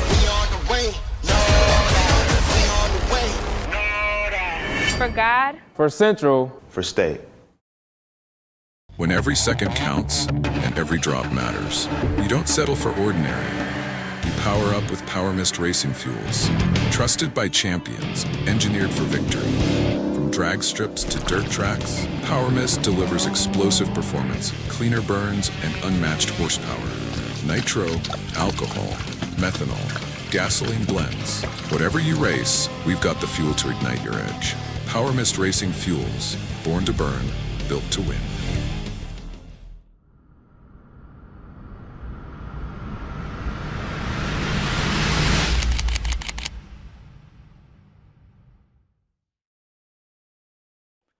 Friday Night Recap Show as we welcome you back here to the TKDS Sports Network previewing Week 1. It's just 6 days away, 5 days if you have a Thursday night game. And joining us here, we are going to be joined with Ken Keller. Ken Keller, from Peak of Ohio TV, a partner with the TKDS Sports. Ken, hopefully you hear us just fine. And looks like we are not getting you to come through.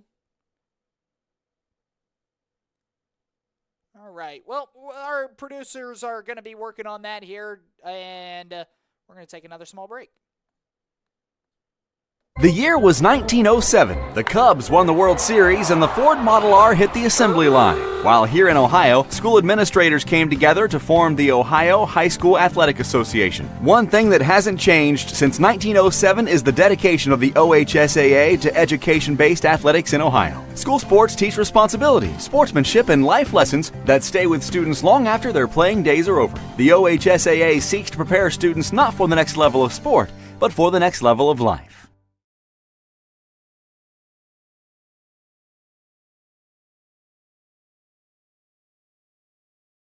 In life, things aren't scripted.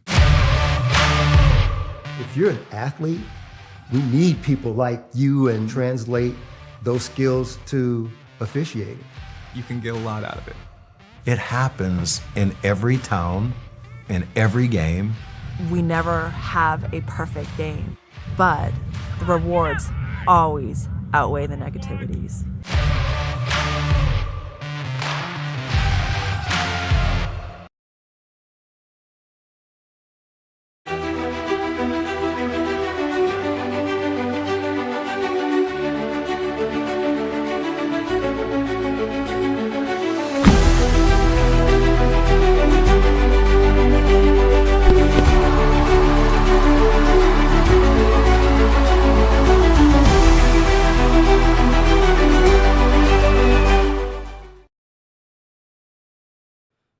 Back here on the CKDS Sports Network, Jackson Lightcap here with Jonathan Snyder and Ken Keller from Peak of Ohio TV. Thank you so much, Ken, for joining us. We had some technical difficulties. Hopefully things are a little bit sorted out now, and we appreciate you for hopping on. Yeah, great. Can you hear me now? Yes. Good. No, we're all set then. Thank you for having me. It's Ken Keller. He works for WPKO 98.3 FM radio up in Champaign and Logan County. Calls a lot of games, works with a lot of the teams up in those counties from the Central Buckeye Conference, and also helps out with Peak of Ohio TV right here with the TKDS Sports Network. WPKO and TKDS Sports striking a partnership agreement to bring some of their games on live for the TKDS Sports Network on video. That's your Peak of Ohio website, so you can watch a lot of their games live here on the TKDS Sports Network as well. So Ken's going to be joining us. He'll be a regular on our Saturday shows throughout the season. At least that's the goal. Ken, I mean, week 0, week 1, right around the corner. Talk to us a little bit about what you're seeing in your neck of the woods, Champaign and Logan County.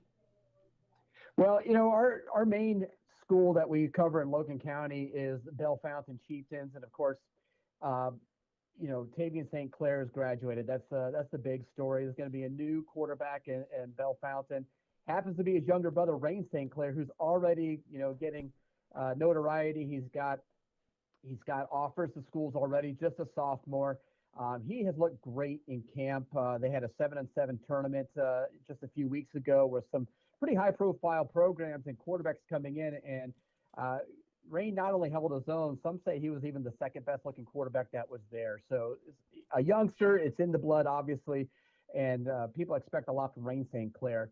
to take over that program from his younger brother, or excuse me, his older brother Tavian, who's now at Ohio State.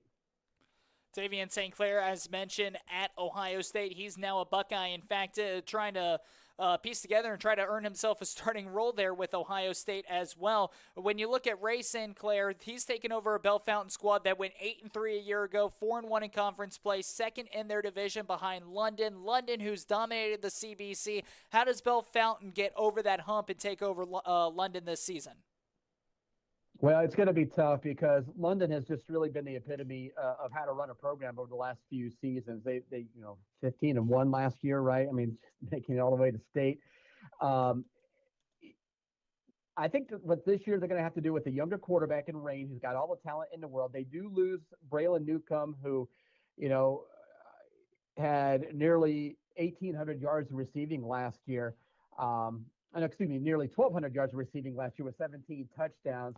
And not only Braylon, but they lose their second leading receiver, and in Jacob Collier.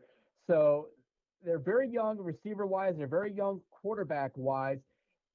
Carter Caudill rushed for over 1,000 yards last year. He was second in the CBC. So I think they're going to rely on him quite a bit. That defense has to take a step up. They were solid last year. They got to keep that going.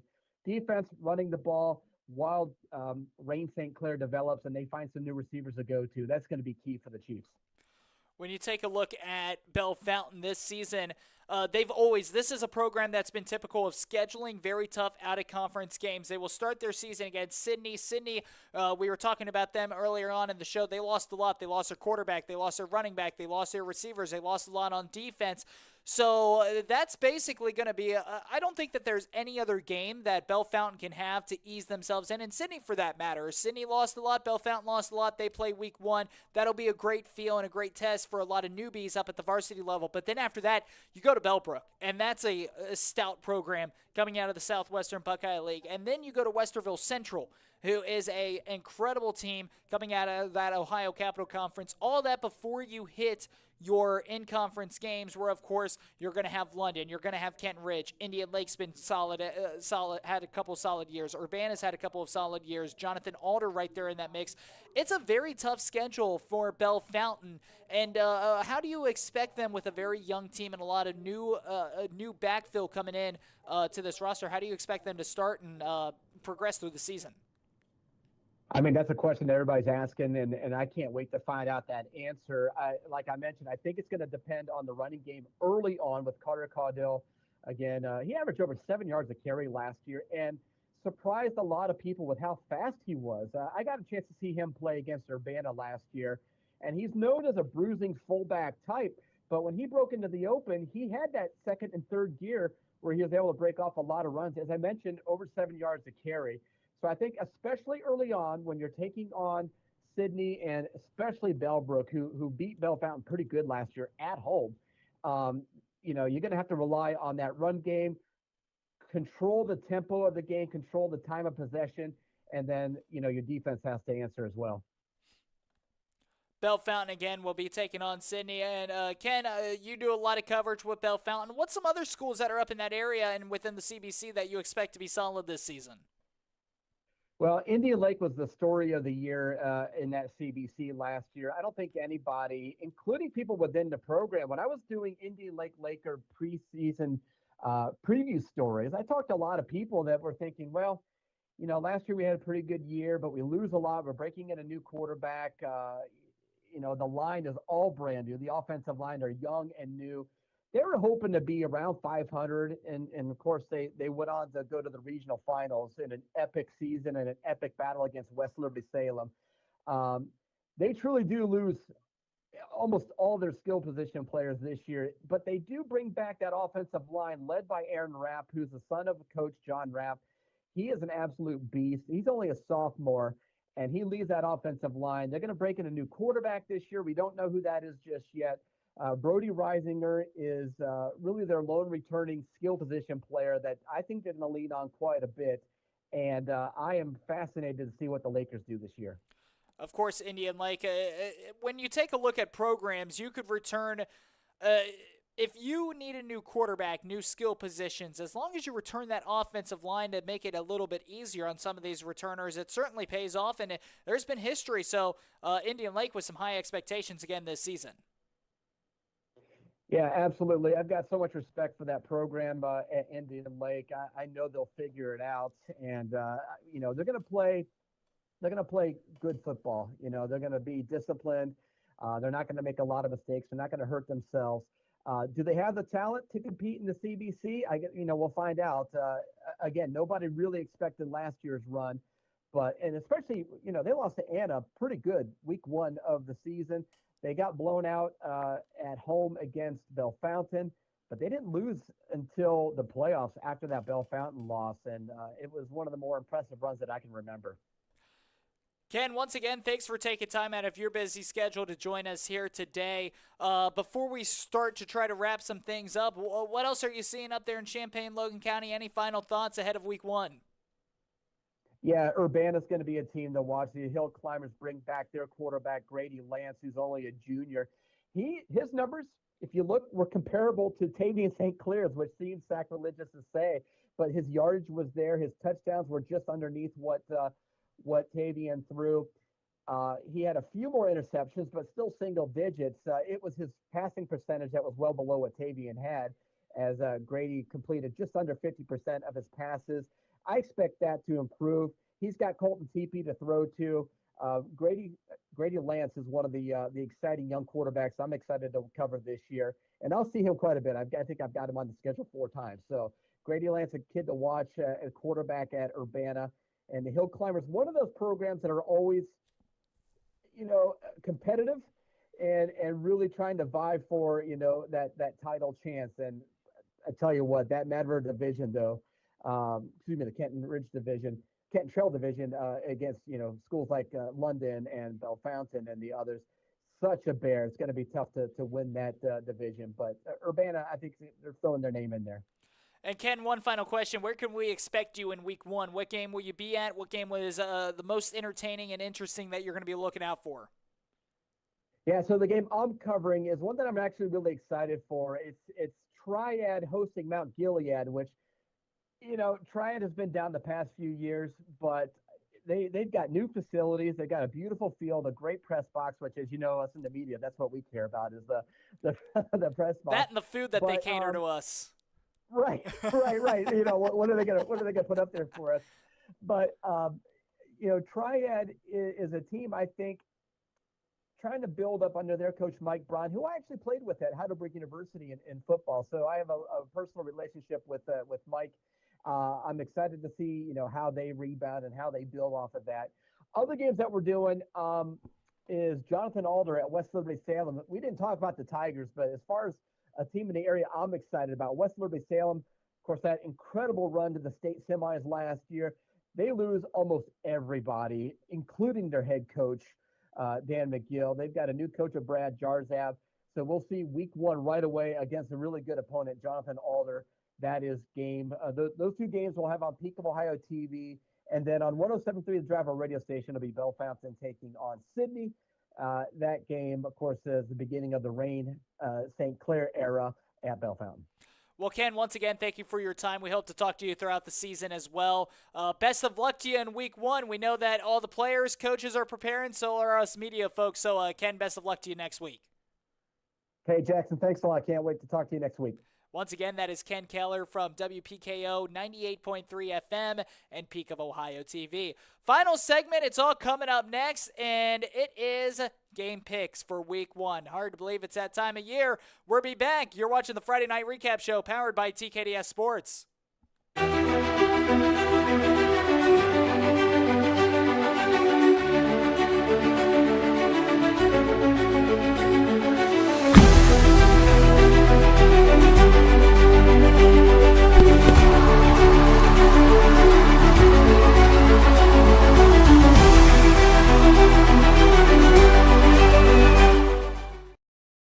When life gets messy, make it sweet. Only Dirty Dough delivers maximum flavor from the inside-out layers, mix-ins, and gooey fillings. No filters, no fuss, just real cookies for real life. Every week, a rotating lineup of handcrafted flavors. Join the loyalty program, earn points on every purchase, redeem for free cookies, and get a cookie on your birthday.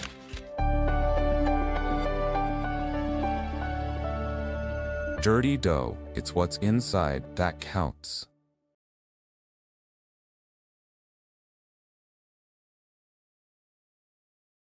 High school sports teach young people how to be. Looking for future leaders we can believe in?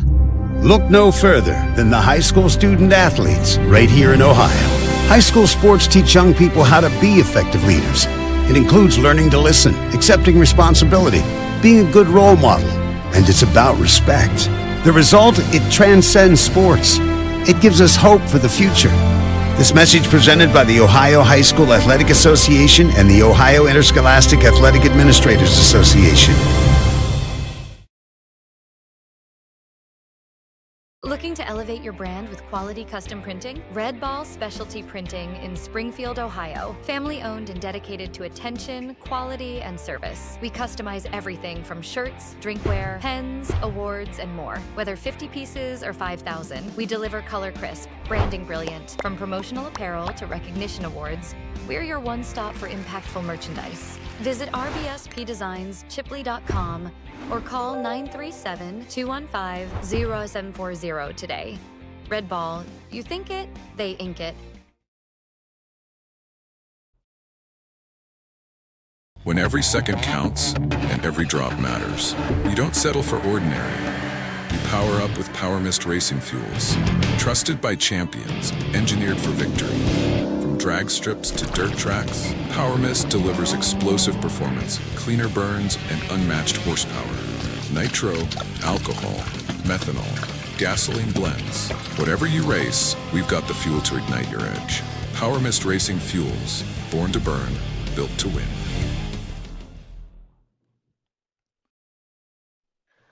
Hard to believe that the 3 hours has come and gone, John. It seems like when you're in the show, you're looking up at the clock at 8:15. You're still trying to smack yourself awake, and you're sitting here saying, man, this is going to be a long show. And then you look back, and it's almost as if you just blinked an eye and it's over.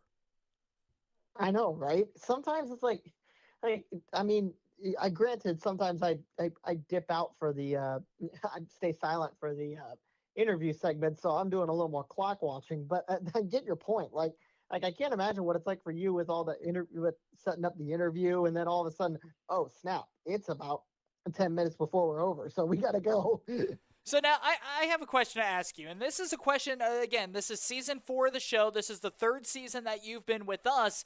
I've always wondered this question. Obviously, when we have interviews, you hang up, you go out, that's your segment off. What do you do? Do you just scroll on social media? Do you just sit there and watch the clock and wait for my call? Normally, I take that to do a little bit of extra prep time. I mean, I'll scroll through social media a little bit, but I'll do a little bit of extra prep time, see if there's anything else I can find that I may have missed during my little prep session. So I'm not doing nothing, I promise you that. Because typically, I'll tell you this, when we get into our breaks for the Joe Idol segment, later on in the year, you and Matt typically take that, and that's usually when I get my break in.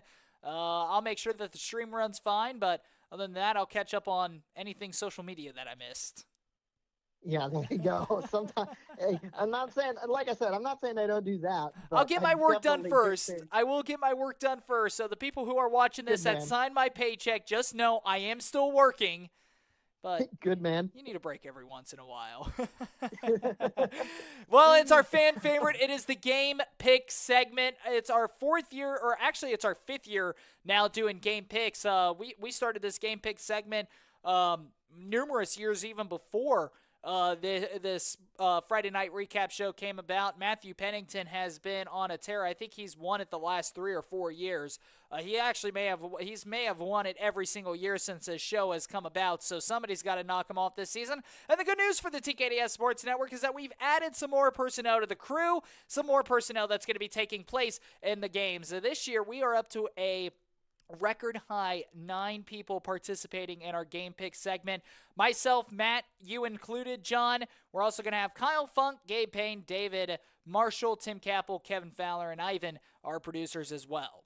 I just remember last year, Ivan started off winning everything, and then as good as he had a first half of the season, it was as bad as his second half of the season. So it'll be interesting. We got nine people battling it all out. Maybe we can do like a playoff format too.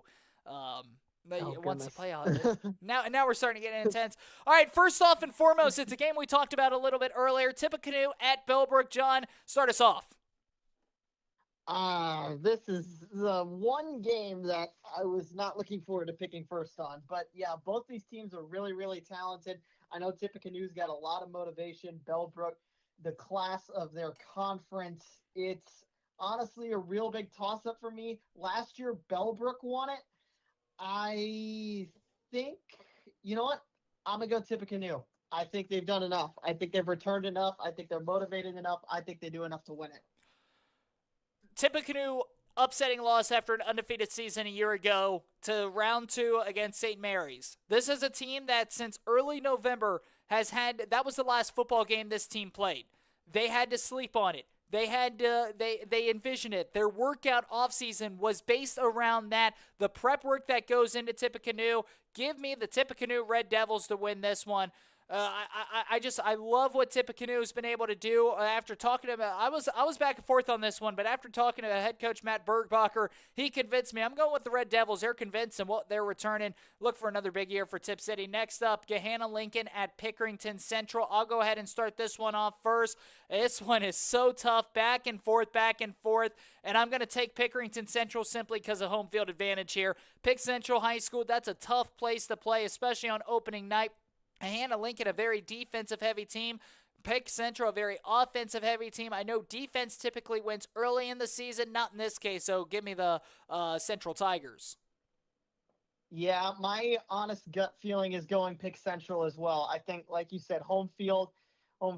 They've got, they had the record last year beating Wayne, Canal Winchester, Newark, Groveport, Madison, a lot of schools that had some winning records. Obviously, Pick North is going to be the big game that we talked about a little bit, but then Gahanna Lincoln is going to be a lot of fun. I'm going with the Tigers, though. Pick Central. Up next, we have Springfield at Winton Woods. Oh, Springfield, Winton Woods. That's another one that I think I kind of underrated in the game pick lineup that we have, but that's going to be a fun matchup too. Winton Woods typically has a really strong defense. Springfield out of the GWAT are going to be a tough opponent as well. Personally, I'm going to go with Springfield. I'm not even entirely sure if I'm going to eat this one, but I think right now I'm going to go with Springfield. I know they went 0-2 out of conference last year, but I think there's just some type of feeling. And honestly, when I'm going off of vibes, I tend to do a little bit better. So I'm going to go with Springfield on this one. I think they managed to win in one of their out-of-conference games, and I think that Springfield's going to pull off a bit of a shocker, but I think they got it. I'll tell you this, Winton Woods lost their great secondary. They're all playing at the collegiate level. Springfield has a tremendous defense. We saw that in their scrimmage on Thursday night against Princeton. Doesn't matter. Give me Winton Woods. I think it's going to be a defensive game. Winton Woods wins it. I'm going to go final score of 6-3. Princeton at Moeller. We saw Princeton on Thursday night, John. I'm not they too many turnovers in that game for me. Matt Ponatoski coming off that state title game loss. They've been feeling on that all offseason long. Give me Moeller and the Crusaders. Yeah, this one's a Moeller one, too. They've returning so much talent, and honestly, one of the better teams last year and returning a lot of those guys. I think Moeller's just got too much for him. I think the Crusaders win it. Up next, Alter at Fairmont. This is a Thursday night football game, crosstown rivalry. Give me the Firebirds in this one. Fairmont, ever since David Miller has taken over, they have taken control of Alter, and they did it last year. I think I picked Alter to win last year. Fairmont came out and crushed them 24-7. If they can run that offense with Logan Doty returning, that same offensive line returning, I'm high on the Firebirds this year. Give me Fairmont. Yep, that offensive line and the triple option, if that's returning, returning, and with how good they were last year, I just see more of the same, if not a little bit better. Give me Fairmont in this one. And that means that all of our picks, other than the Springfield-Winton Woods game, are the exact same. And if trend continues, that could be a bad thing for me, John. Well, it was a bad thing for me last year, considering that I had 1 week where I went like 3-3, and it doomed me for the entire rest of the year. I think you did end up finishing third, though, last season. Yeah, I finished third, but like wanted. But even after the rough start, you guys. Nonetheless, TKDS Sports Network Week 1 coming your way. Our schedule, Thursday night football action, Cincinnati Metro Athletic Conference. Schroeder will be taking on Norwood. That game taken over at 6:30 p.m. Eastern Time. TKDS Sports will have a crew sent to Florida next Thursday night. Cardinal Gibbons will be taking on Archbishop McCarthy. That game will be played on TKDS Sports. The Florida crew comes back on Friday. 3 Friday night football games. Graham versus Kenton Ridge for our Clark County game of the week. Springfield at Winton Woods for our Cincinnati and overall game of the week. And then our WOAC game of the week, Waynesfield Goshen at Mississinewa Valley. We're wrapping up Saturday with a CMAC doubleheader as Gamble Montessori will play New Miami and Clark Montessori will square off against Aiken. Ladies and gentlemen, your Week 1 TKDS Sports high school football schedule. John, high school football is here. This time next week, we're going to be talking a little bit more about high school football. Although I will say this, I'm so accustomed to doing this show, getting off and then turning on college football or going and calling Wittenberg or whatever the case may be. That's not the case here. I guess we'll just have to settle for the college football video game today. Hey, you'll have to settle for it. I got a couple of other things I got to do. I got some weekend stuff I got to cover for my newspaper. But regardless, should be a lot of fun for both of us. So I wish you well. You as well, John. Once again, my partner, Jonathan Snyder. Today's broadcast is a broadcasted presentation of the TKDS Sports Network and its partners. No reproduction, retransmission, or other distribution of the descriptions or accounts of this game may take place without the express written consent of the TKDS Sports Network. A huge thank you to our sponsors today, Red Ball Specialty Printing and Dirty Dough Pal. Thank you for everything that you do and our mission to help highlight local sports. For the entire TKDS Sports Network crew, executive producer Ivan, CEO Kevin Fowler, myself, Jackson Lycap, and my partner, Jonathan Snyder, saying goodbye from the Friday Night Recap Show. We'll talk to you next Saturday. Thanks again for tuning in. This has been another presentation of Friday Night Recap Show, powered by TKDS Sports.